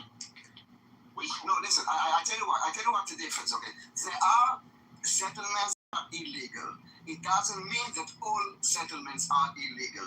Do you understand? Yes. Now, when we hold on, let me help you. I'm not talking about outputs, by the way. I'm not talking about outputs. I'm talking about Smotrich literally spending millions of shekels to go ahead with that illegal settlement. I'm not talking about a couple of Jews that hold on.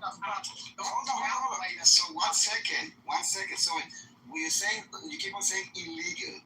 And I'm trying to tell you that also this word illegal has different contexts. When we say illegal, it means that you didn't get authority, what you call an outpost, meaning that you went and you just built something, and that would be true even if it's in the middle of Israel.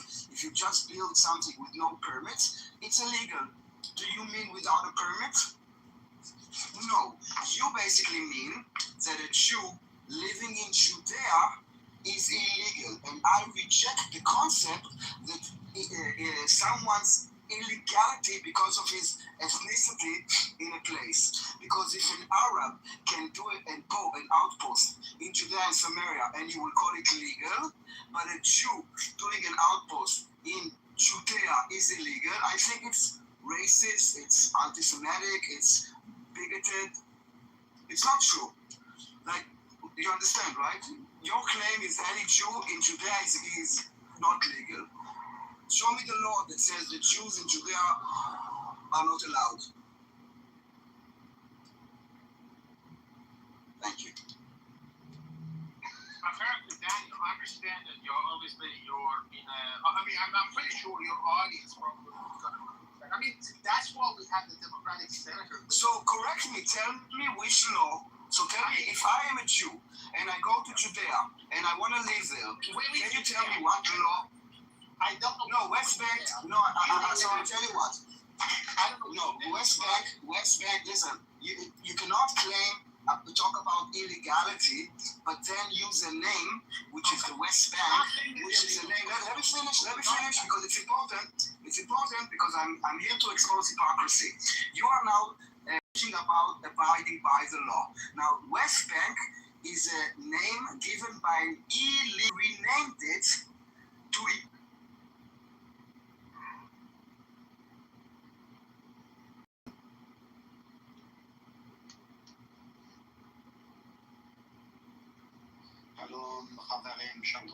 So for those people in the audience that are interested about this topic, I'll put a link in the chat about the Zionist regime finance Mr. Smotrich.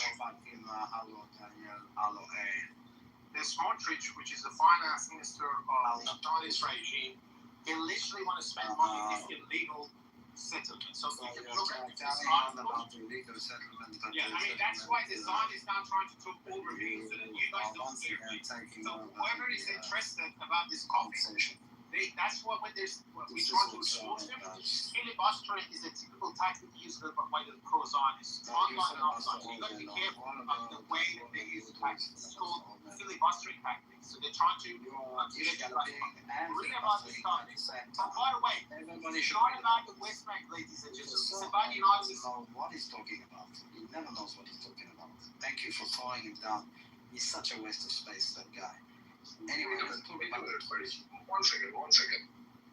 See, everybody should get a chance to speak. I'm sorry, sir. You are not giving the other person a chance to speak. You're just, talking all over other people. Yes, you can talk, is not a problem, but let others also speak. See. Yeah, others. Well, I was speaking, and then this animal next to me was talking over me, and he was just talking shit. He was just saying hello this, hello that, because he didn't want me to talk. He was talking about the finance minister of Israel, who's actually going ahead with illegal. You shouldn't cross a certain line. See. Okay, not animal. Take respect. That's the thing. Okay. I'm Israel Chai. Glory to Israel. You can be whatever you want to be, but I am literally exposing your life. Whatever I want to be. So thank you I very much for exposed telling me the about Israeli minister announced plan for new legal settlement in Gaza. What's your take on that? How do you want to do Hasbara to justify this illegal act? Where they can live in their own homeland. There's nothing illegal about that. There's nothing illegal. Gaza is not a homeland. This is illegal. We don't mention. That's why you are the most hated people in the world. Because you are people. Because you want to steal other people's lands. It's a crime. They can't do anything about it because this is a problem. Just relax. This is not how we're going to talk to. This is not how we're going to talk to our fellow brothers and Abrahamic religion, right? They're not atheists. Like the guy next to me, Daniel, he's a homosexual. What's this guy's name? They're not your brother. They're not racial. What did he say to me? They're atheists. They don't believe in God. So what? You were supporting the side. You were saying that he atheists and everybody should be able to live together. Now you are like crushing that. Taking it back to the point, and the point is that the Palestinians have poor leadership. This is the issue. Hamas needs to be gone. They need the Hamas needs to be gone, or they need to be re-educated. I for one say that we need a better, someone like I keep on saying it. I believe like one of these beautiful Muslim sheikhs, scholars. I think he's a scholar actually. Mufti Mink. I wish Mufti Mink. I always say Mufti Mink should be like. He sounds Jewish. Mufti Mink. He sounds. No, he's Egyptian and he lives in Zimbabwe. And oh my God. Yeah, his name is Mink, who lives in Zimbabwe, who's got a very white heart. My God, he sounds like a Moshiach. He sounds like Messiah. This one. Yeah, but he's going to believe it. The problem is they would never choose him.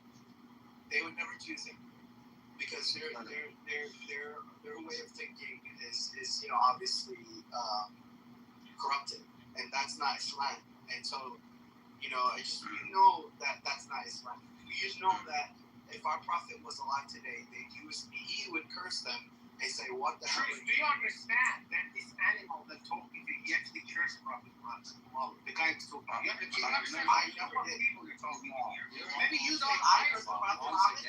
They curse your prophet. What are you talking? I've never cursed prophet Muhammad. You get many occasions. All right, calm down. I will curse them. Fuck Prophet Muhammad. He's a fucking filthy pedophile who married a fucking 6-year-old, had sex with her at 9, and he fucking said women are bad omen, women are like dogs. If you want, I can get the hadiths. I have them saved on my phone. These are Sunni hadiths. These are not Shia hadiths. So fuck your filthy ass Prophet Muhammad, and fuck your filthy ass religion. Whatever sect it came out from, whatever sects come out from it, they're all fucking saved. They're all fucking disgusting sects. This is a disgusting religion. And fuck your prophet. Fuck that prophet. How can you fucking defend a fucking pedophilic prophet? How can you live with yourself knowing that your prophet married a 6-year-old girl and fucking has don't explain to me she was 19 years old.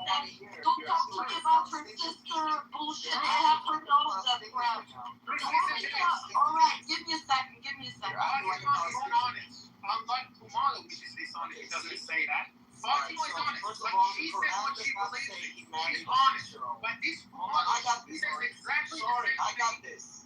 But I you got understand that. this, okay? Fatima is honest. She's Soren, I got this. She doesn't lie. But this Kumano is Munafel. You know Munafel? He's Munafel. Like he says something, act differently. So you gotta understand. Sorry, I got this. Fatima, sister, first of all, it doesn't say that he married a 6-year-old in the Quran. That's number one. Well, you guys have hadiths, alright?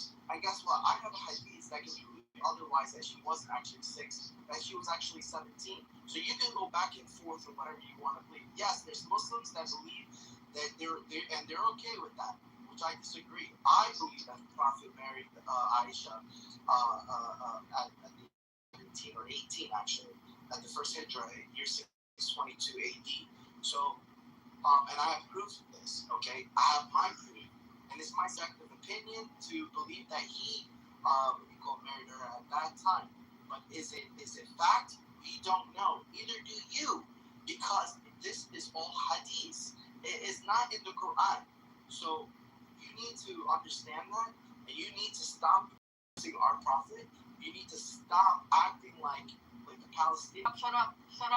You do need all your hadiths to know how to follow Islam. And look at my profile picture. This literally says she was 6 years old when he fucking married her, and she was fucking 9 years old when he had fucking sex with her. Hadiths tell you how to do prayer, how to do Ramadan, how to do Eid. They tell you to do all of those things. So you are not gonna tell me now, oh no, I'm gonna deny that hadith. Fuck that bullshit. This is the hadith that literally tells you she's 6 years old when he decided to fucking marry her. And you know her in my dream, then God tells me to marry her. So then he fantasized again about Aisha a second time because he's a pedophile, right? So he says that's the second dream that God gave him that tells him to marry her. And based on that, he married the little girl. And you can see the hadith in my profile picture. 6 years old and 9 years old. Literally written in your fucking language. I don't know if you're Egyptian, so it's not your original Arabic, but it's literally written there. So go ahead, read it. Okay, literally. Okay, Daniel. So literally the position of the United Kingdom also split.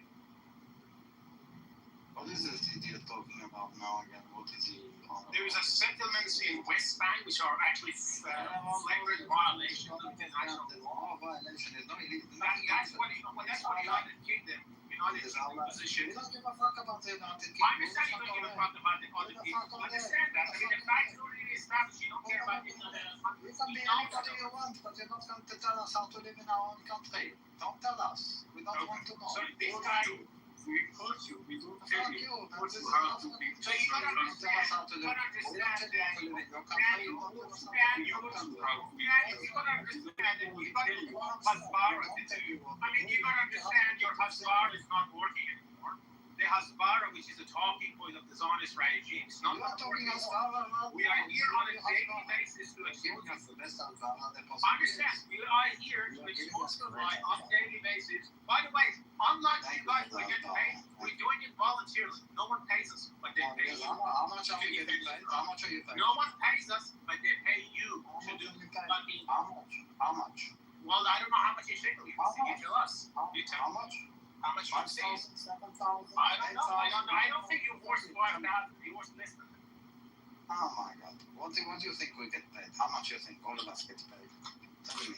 So this is what it is, guys. This is the at the end of the mouth of the fascist apartheid regime of Israel. This brutal colonial, settlement colonial project does not release cause only pain and suffering for the people. And we want that to end, exactly like South Africa. Apartheid system does not mean that we are against the Jews. Does not mean we are against the Muslim. We just don't want that apartheid system in our beloved Middle East. That's all we want.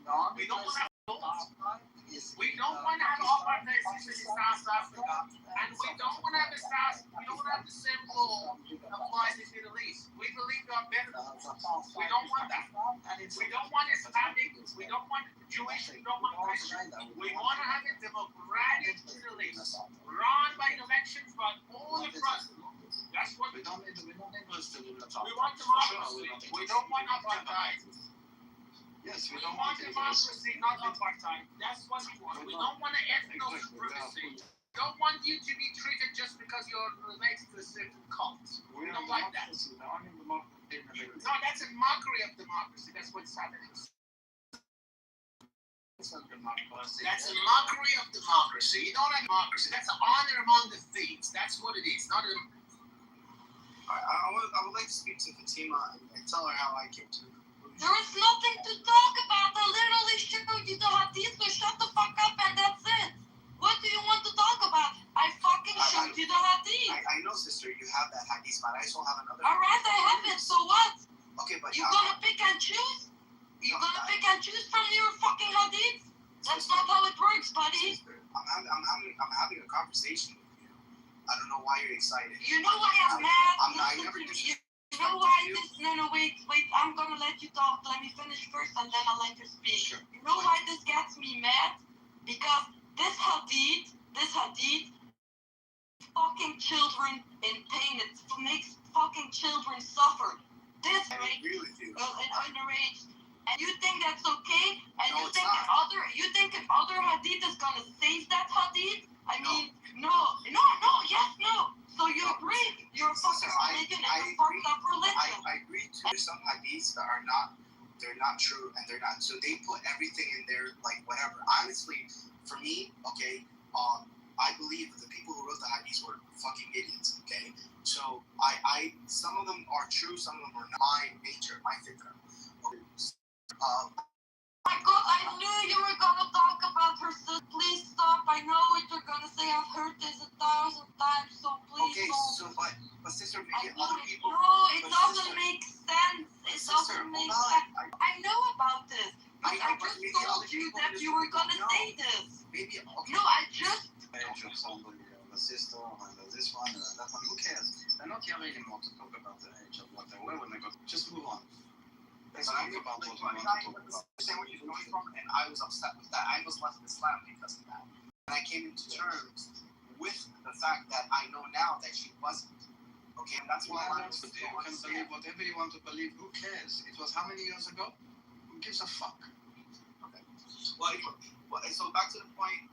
As long as we get the right leadership for the Palestinian people and re-educate them to put them back into society, because they don't live in fucking society, right? Their minds are not right now at war, same as you guys. So it needs someone has to like literally jump in and say, hey, you know, this is not working out. Yeah, when you get rid of Hamas, then you can get new leadership. Finished. End of story. Well, yeah, that's how it wish, works. but it's not happening that way. It's You guys, happening day by day, every day. It's happening. Don't worry.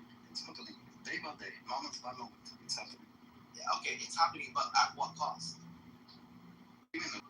All right, do you know that most of a lot of these Hamas movements, whatever they're coming in, they're all coming in by force. Some of them are being dragged into this. One by one. We will get them one by one. So there's Like any. so you honestly believe that some of these people are so you don't believe that none of them are innocent? No, none of them are innocent. None of them are Hamas. You don't believe that Hamas is forcing their citizens to join? They want to force their citizens to join. That's up to them. It's the leadership. We're gonna get the leadership. Don't worry about it. Wow. We're gonna get it. Yeah. Wow. Exactly. Yeah. Wow. You see what they did to us on the 7th of October? That was wow too. Yes, and I condemned it. Yeah. As a Muslim, I condemned it. You can condemn it 50 million times. Let me tell you something. We condemn things by action. We don't condemn things by saying we condemn them. Fuck that. We will do what we have to do.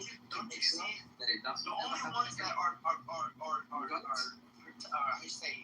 pro Hamas are the Iranians and the Libyans. We will get them too. Don't worry. We will get them too. Anybody who wants to hit us and try and kill us, goodbye. We're not interested. We don't want to know. Finished. Halas. That's the way it's gonna work. See, but that mindset is not gonna help. We don't give a fuck. We got enough giving a fuck. You're a human being. You are a human being. You have a heart. Thank you very much. I know what I am. Thank you very much. But my people and me, we come first. If somebody wants to take me away from this earth, good luck to them. Good luck. So you don't care about babies? I would like to talk. One second, buddy. One second, I would like to talk to Truth. See, this is not nothing about babies. Truth, you should understand something. That we can't save these people. These people have already decided that they will sacrifice themselves and they will sacrifice their children. It is written in your own Quran that you should sacrifice your fight in the way of Allah, sacrifice your wealth and your lives for Allah. What can we do about it? It is your decision. It is your... See, this is not a Palestinian problem. This is an Islam problem. Because Islam hates all others. And it is clearly written in chapter 9, verse 29. And every day you curse the Jews and Christians. You recite Al-Fatiha, isn't it? In the last line, you know that you curse the Jews and Christians. Chapter 98, verse 6. The disbelievers are the worst of all creatures. What kind of God would say that his creation is the worst of all creatures? So, this is not limited to... One second, buddy, one second. This is not limited, this conflict is not limited to just Palestine and Israel. I am seeing this all over the world, from America, trying to take over America, to Europe, to Asia, to even Japan. They're having a conflict over there in Japan. They're burning down the Shinto temples and going into restaurant and playing there. So, and you know, it's a very the Muslims are condemned to defend the problems in Islam. It's so unfortunate to see that. So unfortunate. We can't really see when October 7th happened. I've seen relapse that October 7th happened. Why Hamas is not able to provide the security that is partisan? See, you hear Sinwar himself that this is a necessary sacrifice. What did he say? The killing of children and women is necessary sacrifice so that the world will take notice and this is it's kind of a shitty strategy that you are using. And this is not just limited to Israel and Palestine. I'm seeing this all over the world. You know that when Sinwar made this attack, he thought that Israel, one of the possibilities that Israel would respond with a nuclear bomb on Gaza, which is notes. And he actually, despite that, he went ahead and did it. Now the Palestinians, as an identity, the sole purpose of this identity of Palestinians is to the Palestinians are a weapon. It's not an ethnic group, it's not a racial group, it's not a religious group. They are the weapon against Israel. This is why they are. Misery is the weapon against Israel. No one in the Islamic world has any interest to help them. On the other, like completely the opposite. The more they suffer, the better for the Islam world against Israel. I mean, this is the sad thing about it. Now, Truth, can you tell me where is the humanity if there is not one Islamic land that wants to hurt the Palestinians? Tell me, where is the humanity? Come. I want to know because I'm looking for it all. For 3 years, I've been looking for humanity and it's fucking nowhere. It's on flotillas. Daniel, I said this before, and I think you weren't here when I spoke about Palestinians. Because you just came in the room. I understand the Israeli position. It's a really hard position. I understand that. But my point is that if you guys just reason with them, educate them, because they have so much hate. You know what I'm saying? They have so much hate. No, but this is Israeli governments. No, it's not about the government. No, it has nothing to do with the government. Palestinians were created, and by the way, it's not my perspective, it's the Palestinian perspective, as a tactical tool against the Zionist entity. This is why 80 years later, they are still stateless refugees. This is their purpose, to fight Israel. And the only way to reason with them is to settle them in Arab countries. Listen, I will show you Hamas leader says, who are with the Palestinians? Half of us are Egyptians, the other half are Saudis. He says, the Hamas leader, I will send you him saying after 7th of October, saying Israelis in Gaza are called El Masri. Who is El Masri? The Egyptian. They are the only, but it doesn't exist Palestinian. It was created in the 60s as a weapon against Israel. Nothing more, nothing less. It's not a real people. And continuing this delusion that these Palestine, that these Palestinians is really not helping anyone, especially not Palestinians. If you are humane, if you have morals, you need to treat those people like you treat any other refugee around the world and in history, which is to help them and settle them and let them and give them. See, I'm from India. I'm not even a Hindu. I'm an ex-Christian. So there was a bomb blast that happened a few months ago. It was carried out by educated doctors. Education is nothing. Your Zawahiri was a surgeon. So, educated Muslims become much more dangerous than uneducated ones because they know the technical laws. And So, well, then you're saying that if what you're saying is true, then I guess I'm dangerous, right? I don't know. I really don't know. That is what the problem is. You don't hear the past half hour talk. Do I sound dangerous? No, absolutely. You're assuming that. I can answer that question. I think anybody who keeps that filthy, dangerous religion alive by claiming himself or herself as a Muslim is fucking dangerous. Even if you don't do those terrorist attacks and do jihad, you are dangerous because you're saying But he is assuming that he is educated. This one, you're assuming you're educated.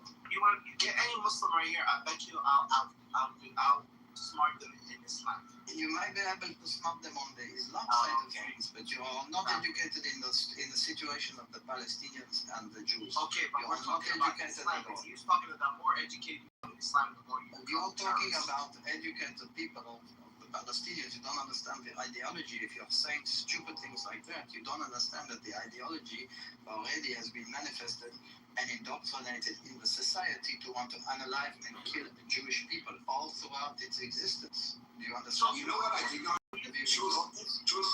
You know what I did not see after 7th of October? There are 2 billion Muslims in the world. And in every pro-Palestine demonstration, you will see Jews holding signs, Jews against nowhere. Not even 10 Muslims. Okay. You know why? Why? Because we would be prosecuted by our own people. In Rome, in London, in New York, I specifically said Western countries. So you're scared of your own people. Is this how it is? No, hold on. Hold on. I'm talking about London, New York, Rome, Paris. Yeah, and if the fact, and let me add to it, if you were condemned by your own people that you say release the hostages or this is not Islam, then what am I supposed to understand from this? That this is Islam. No, it's not. I would do it, but I am afraid of the repercussions. And why? Why it would be repercussion to say release that there was a children taken out of babies? I understand. Is it so crazy to go and say release the hostages? And yes, I did not see it with the Muslim world. I'm being real with you. I'm being honest. I'm being completely honest. I would love to do that, but the problem is, if I do that, let's say if I put a sign, bring back they're gonna say, what the fuck is wrong with you? Don't you see what they're fucking doing, killing all the kids? But don't you see that this is a problem? And also in the West, there are Muslims to the point where there's no return. I believe, but it's not just in Muslim countries. But explain to me why in New York or in London, where there are Muslims that are living in the West, cannot go and take a sign. 10 Muslims that will go on the street with a sign saying release the hostages, or Hamas does not represent. I'll get shot. So that is bad thing. That is a problem with Islam. No, it's not Islam. It's humanity. It's the people. We did go out and say release the hostages. I would love to. I'm telling you right now, I'm Muslim. I'm saying release the hostages. Yeah, but this is what I'm saying. Out of 2 billion, I didn't say even 10. Everybody, you're saying it to me now, but for 3 years that we had hostages, no one came out and spoke. No one, not even a single. You're right, and trust me, I was disturbed and I was disgusted how the Palestinian people were smiling and laughing when the coffins were returned. Forget about the Palestinians. I mean, again, I'm talking about the Muslims in the West, in London, in Paris, in New York, in Rome. No, but you have to understand they have. You see, you're not putting yourself in my position or in their position. No, so tell me, how come out of 60? Why in the 60 million Jews, but I do see many Jews speaking out against Israel, going out to pro-Palestinian demonstrations. I don't see the other way around. Hi, Yulia. But look, in one case he is right. If some of people inside of the Euro will go out with talking points against Hamas or pro-Israel, they will be shot in it. We know it. We saw it, what Hamas did in Gaza with someone who opposed Hamas, and also in Europe, they're not safe from it. So I can understand that maybe some of them are just afraid to talk because it really can be dangerous. Yes, I will not argue with it. You need to understand. You see, truth, this is the most important thing, because if you don't understand this, you're not understanding exactly what the problem is. The most important thing is you're trying to educate a nation that can't be educated into thinking about peace. All it wants to do is kill Jews. You understand that truth? And that goes, and now you're telling me that all the Arabs, all the Muslims are scared to talk against it, because if they talk against it, in their shoes, they will be shot. They will be killed for doing that. Truth, is this the way you take your way forward? Is this the way you look at things? It's crazy. Crazy.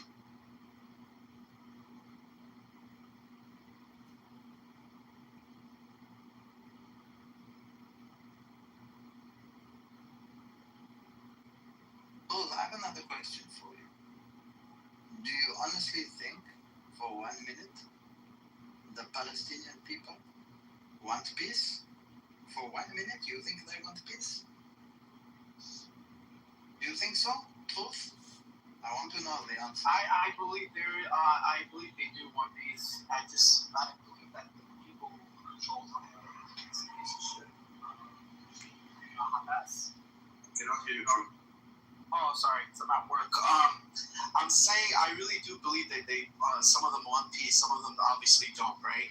So the point is that we need to save the good people. We have to save the innocent people. That's but you know, you're Egyptian, right? Yes. Egypt not only did not open the borders, like you could have, like, you know, when the war in Ukraine started, they let the women and children out and everybody accepted them. Why did you do the same with Palestinians in Gaza? Why did you say, go to the Sinai desert, we'll do like a tent cities for you, just the women and children, leave the men to fight the Zionists, whatever. But if there's a genocide, instead you build like a fortified wall between Gaza and Sinai.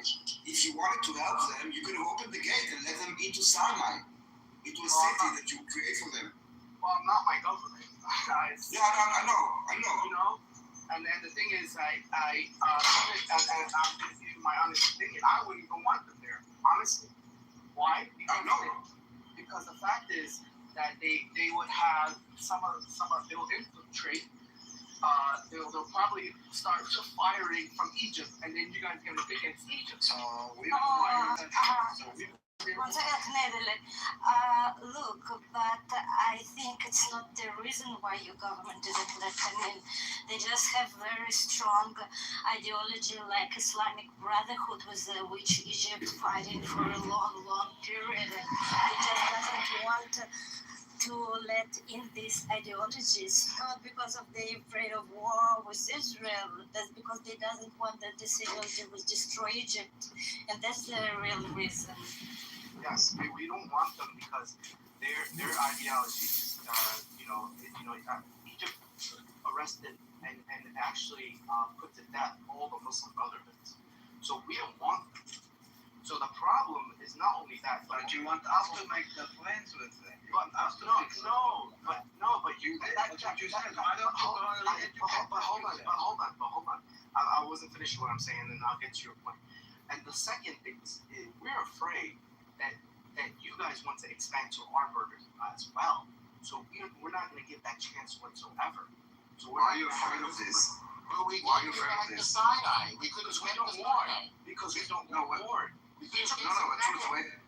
Where did this fear come from? Like Israel ever said anything about taking your land? So the thing is that we believe that you guys want the greater Israel. So that's why we're But you believe it, it's nonsense. This is exactly the type of rhetoric that is used to justify all kinds of crimes and awful behavior. Israel does not want Sinai, does not want Egypt. Greater Israel, I'm Israeli.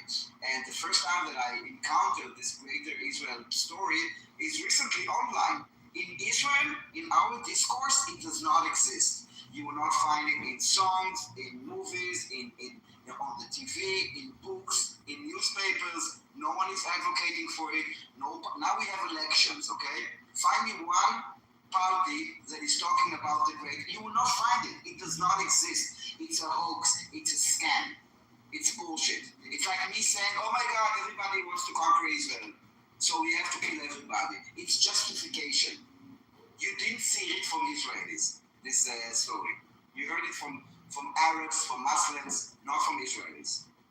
I guarantee you. Actually, I heard first time about it after 7 o'clock to open Clubhouse. Yeah, me too. I heard it online. Yeah, social media, Twitter, and on Clubhouse. This is where I heard about this great Israel story. I didn't hear about it in Israel for all the life that I've been living here. But I will say one thing that is very important. Truth. You must understand that Israel, since just for the last 3 years, Israel has actually become greater again.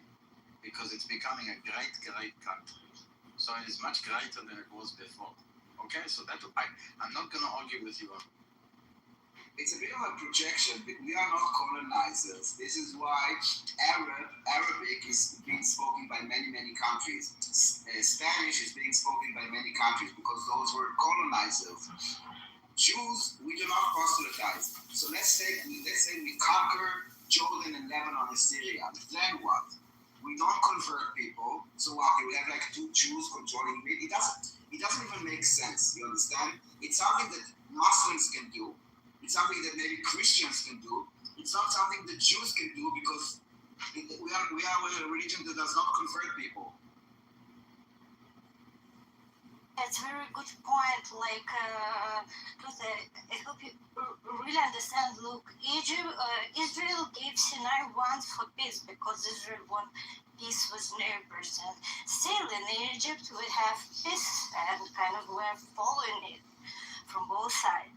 And if, like Daniel said, we will conquer this territory, we will not be able to hold because during the history, like Daniel said, people was holding territory by converting people in their religion. Judaism not convert people, especially by force. Even if you I know that. You guys don't knock out people's doors.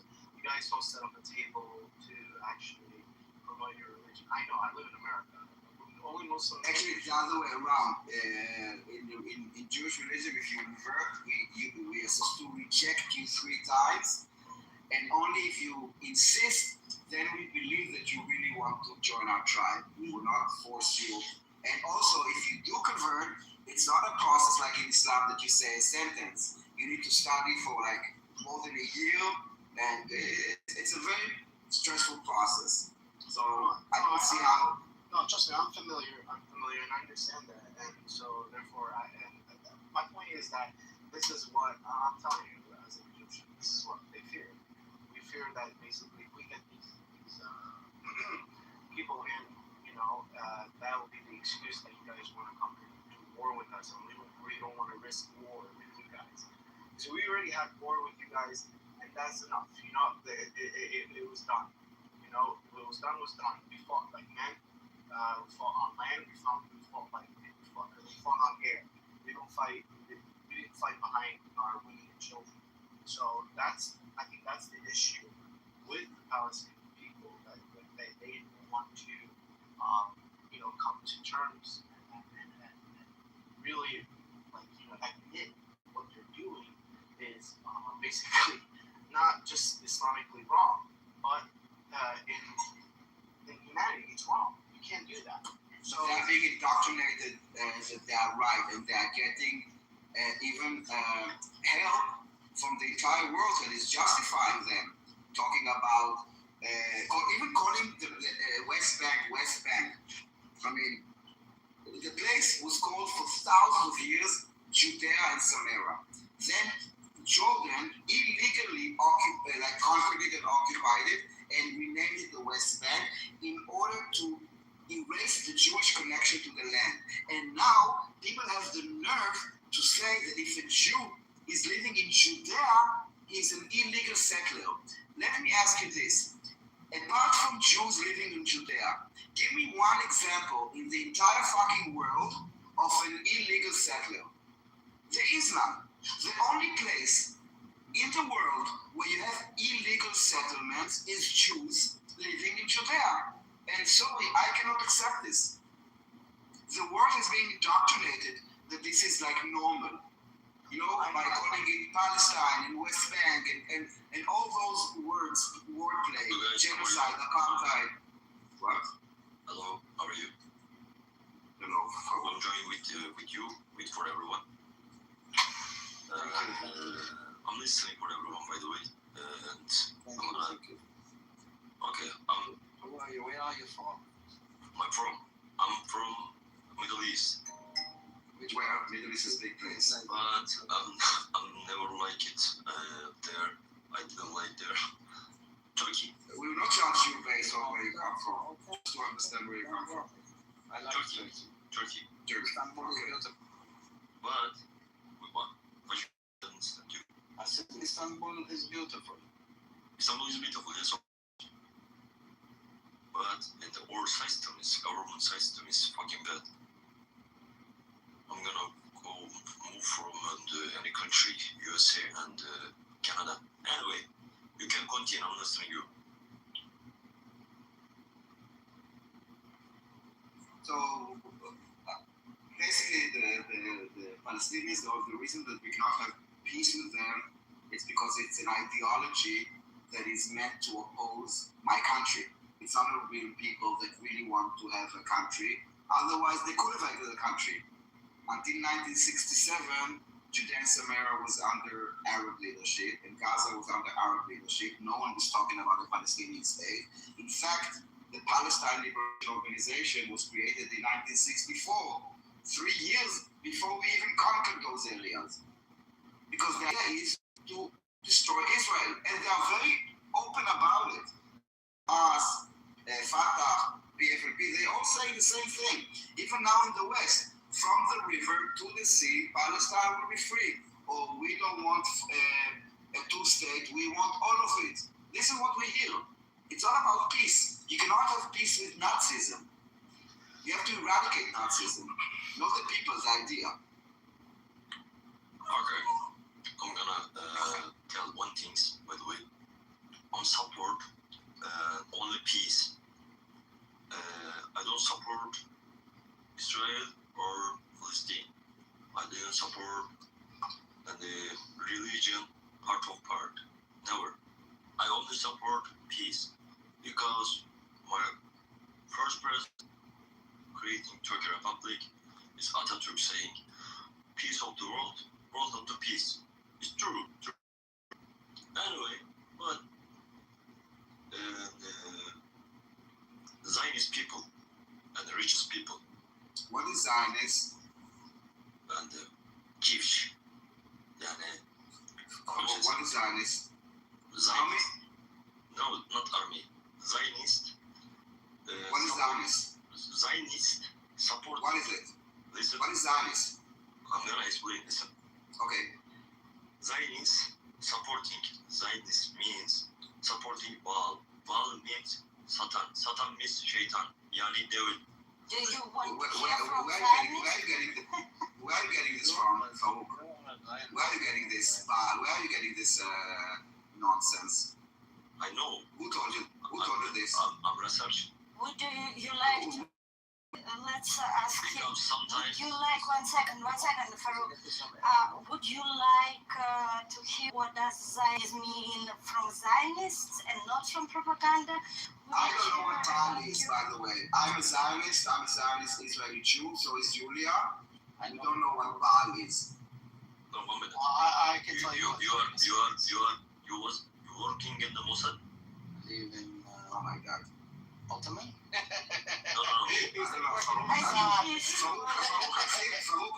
Farouk, to be honest, I don't think that you should go to the United States. I think that you should. Your place is in Islamic Turkey.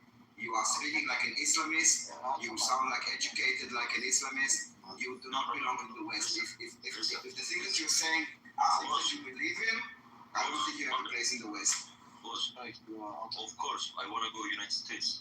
Yeah, I don't think you fit there. I don't you have it. Yes, I need freedom. But listen, I didn't say Why? Freedom the best. Freedom of what? To spiritual. They ask worshiping Satan? Who told you this bullshit? Because my Who told you ideology, this? only just I'm checking, I'm looking in only one way, only United States. I support always. Who told you that Zionism is about worshiping Satan? Zionist means devil. No. Yes, Dude, yes. Farouk, don't tell me yes, because you're fucking Turkish. Okay, wait 1 minute. You're fucking Turkish. I'm an Israeli Jewish Zionist, okay? I will tell you what I am, okay? Not you. Where are you from? Israel. Okay. Yes. Why before I'm watching in the channel is Israel and the Palestine news in different country. I have been living in 2 times, 2 years. I totally visited the 5 country. Anyway, why you have to kill? Listen. If you give me name one war in history where child didn't die. Hamas. What Hamas? Hamas didn't kill children? Yes.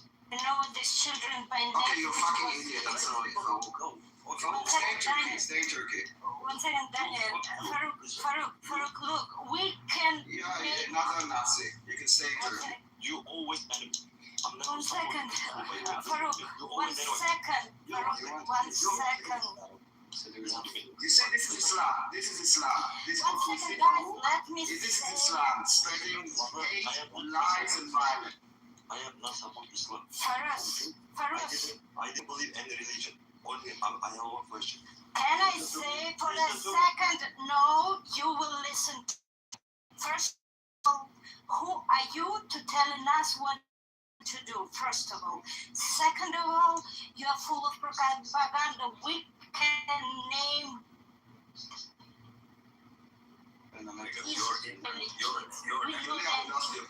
Julia, we don't hear you. Okay. Can you hear me now? Okay. So we can. I don't care if you want to listen or not, but I'm saying. So I'm talking Daniel. Okay. We can name you the kids which was killed by Hamas. Which was killed by Hamas on 7th of October. We can name it. We know their names. We know their family. We know how do they look like. Can you name even one Palestinian kid, even one who was? Give me one more chance. Who was? Who was? No, Julia, we're losing you. Give me Internet is not stable. Can you hear me now? Give me not stable. Okay. Give me 1 second. I'm gonna explain. Can you hear me now, Daniel? 1 second. No. Can you hear me now? Okay, we'll send on Yes, place. I hear you. You will be able to hear me. Okay, so we can name kids in Israeli side by names. We know how they look like. We know Hamas. their families. We know. Hamas.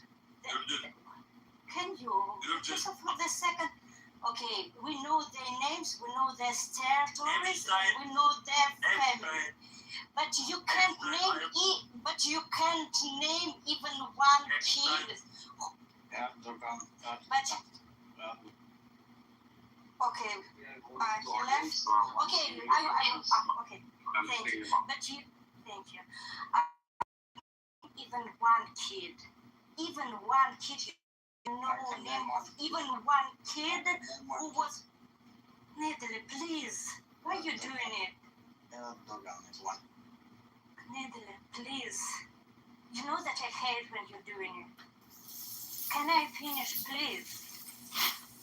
Okay, thank you. So, and you can't name even one kid who intentionally was killed by Israel, because Israel don't kill kids intentionally. And it's just war casualties, but because war is unfortunately a bad thing. But we know the names of kids, babies, not kids, babies, who was intentionally killed. So don't tell us, don't teach us, just look on yourself. You can take him up. I know he said that he already did research, which is kind of amazing to me, that someone that did research tells me that Hamas didn't kill children. Okay. He killed 40 of them. 1 minute. And that, yeah, go ahead, Fabos. I am not support Muslim. In the name of Ahura Mazda, Hashem, and Jesus Christ. Listen to me. I never believe in religion. Okay? Listen. Not talking about religion. Forget We're talking about facts. We're talking about facts. You said Hamas did not kill children.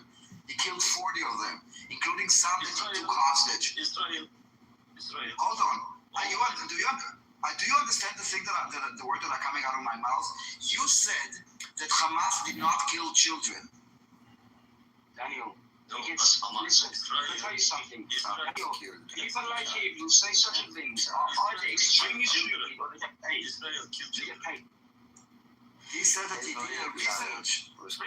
He said he did research. Can I speak to you about Jane for a second? Every child was killed by Hamas. I am from Iran, and I want to tell you one thing. If you really care about children, You're from Iran? How many times do you want to tell me? Yes, I live in Iran. Where are you from? President, Good luck. Support your country. I support my country, but my country has a disease. My country, listen to me. I'm Iran. Listen to me for a second. I'll listen to you. Off the table. My country running mate, James Garfield, this body has a disease because it turns out that people actually want a government that they can trust. The regime is a disease. Cynical, corrupt. Yes, and it makes all these terrorists Hamas, Hezbollah, all these they've got 80 or 90 odd terrorist organizations all over the world. These proxies. How do you not know this? If you really care about the truth, you should really want the truth. They are getting their money, their funding, all from the regime in Iran, while the people suffer. Now speak up. Listen to me, boss. Don't be rude. I'm gonna tell for everything. Because I'm a research and a website. You never enter. Listen, you cannot change my mind. I'm Iranian. I've been Iranian for the last. Bro, I didn't change your ideology. Listen, I know who my enemy is, and I know who my friends are. My enemy, our enemy, your enemy, is the regime in Iran. I'm speaking. Hezbollah, Hamas, all these Iranian murderers. Boss, respect. I'm speaking up. I am respecting you. That's why I'm telling you the truth. To let you know who your enemy is. Okay, 1 minute. I'm gonna tell you. Rick is the enemy. Okay, if you support your country, not you, in your population, why you have to? My country is set to place in the Middle East. Your population, your people, always here. I see Istanbul for everywhere. Why you didn't go back again? If you're scared, go back and what? Get the regime to take me at the airport and kill me and torture me? This is what they've been doing for 50 years. Why you didn't go again? Why you stay Turkey? I go there. Okay, wait, Magnus. Commit suicide. And listen to me. I have one question again. Before long time ago, in Ottoman Empire, give like. Okay, Frank, why Turks are occupying Germany? Why they're not coming back to Turkey? Why not? Not why not? Why they are occupying Germany? You're talking about Iranians in Istanbul who are living in a peaceful. Maybe they will work. Who? Turkish work. Yeah, like the Iranians in Turkey. Iranian people scared, not work. Scared. What? Scared. Oh, scared. Yes, scared because of the regime. America attack Iran. No. If you go to your news channel, I don't know, TRT1, whatever you're watching. I'm Iranian, of course I'm Iranian. Yeah. TRT1, which channel? Which? TRT1. All your channels. Wait a second. Let me finish. All your channels during the war, they have reporters in the border. In the border between Iran and Turkey, and they had nothing. They were looking for people who are coming from Iran to Turkey, but they didn't have anything because there wasn't like Syrian people who were under attack. They go to another country. Iranian people, they stayed in their homeland, and they are staying and they are resisting against their government. You cannot say they are here because of your, because Istanbul is safe, or they are scared about their government, because Istanbul is if you don't know, the nickname Istanbul is a crossroad for the spies. Okay, next time you're gonna say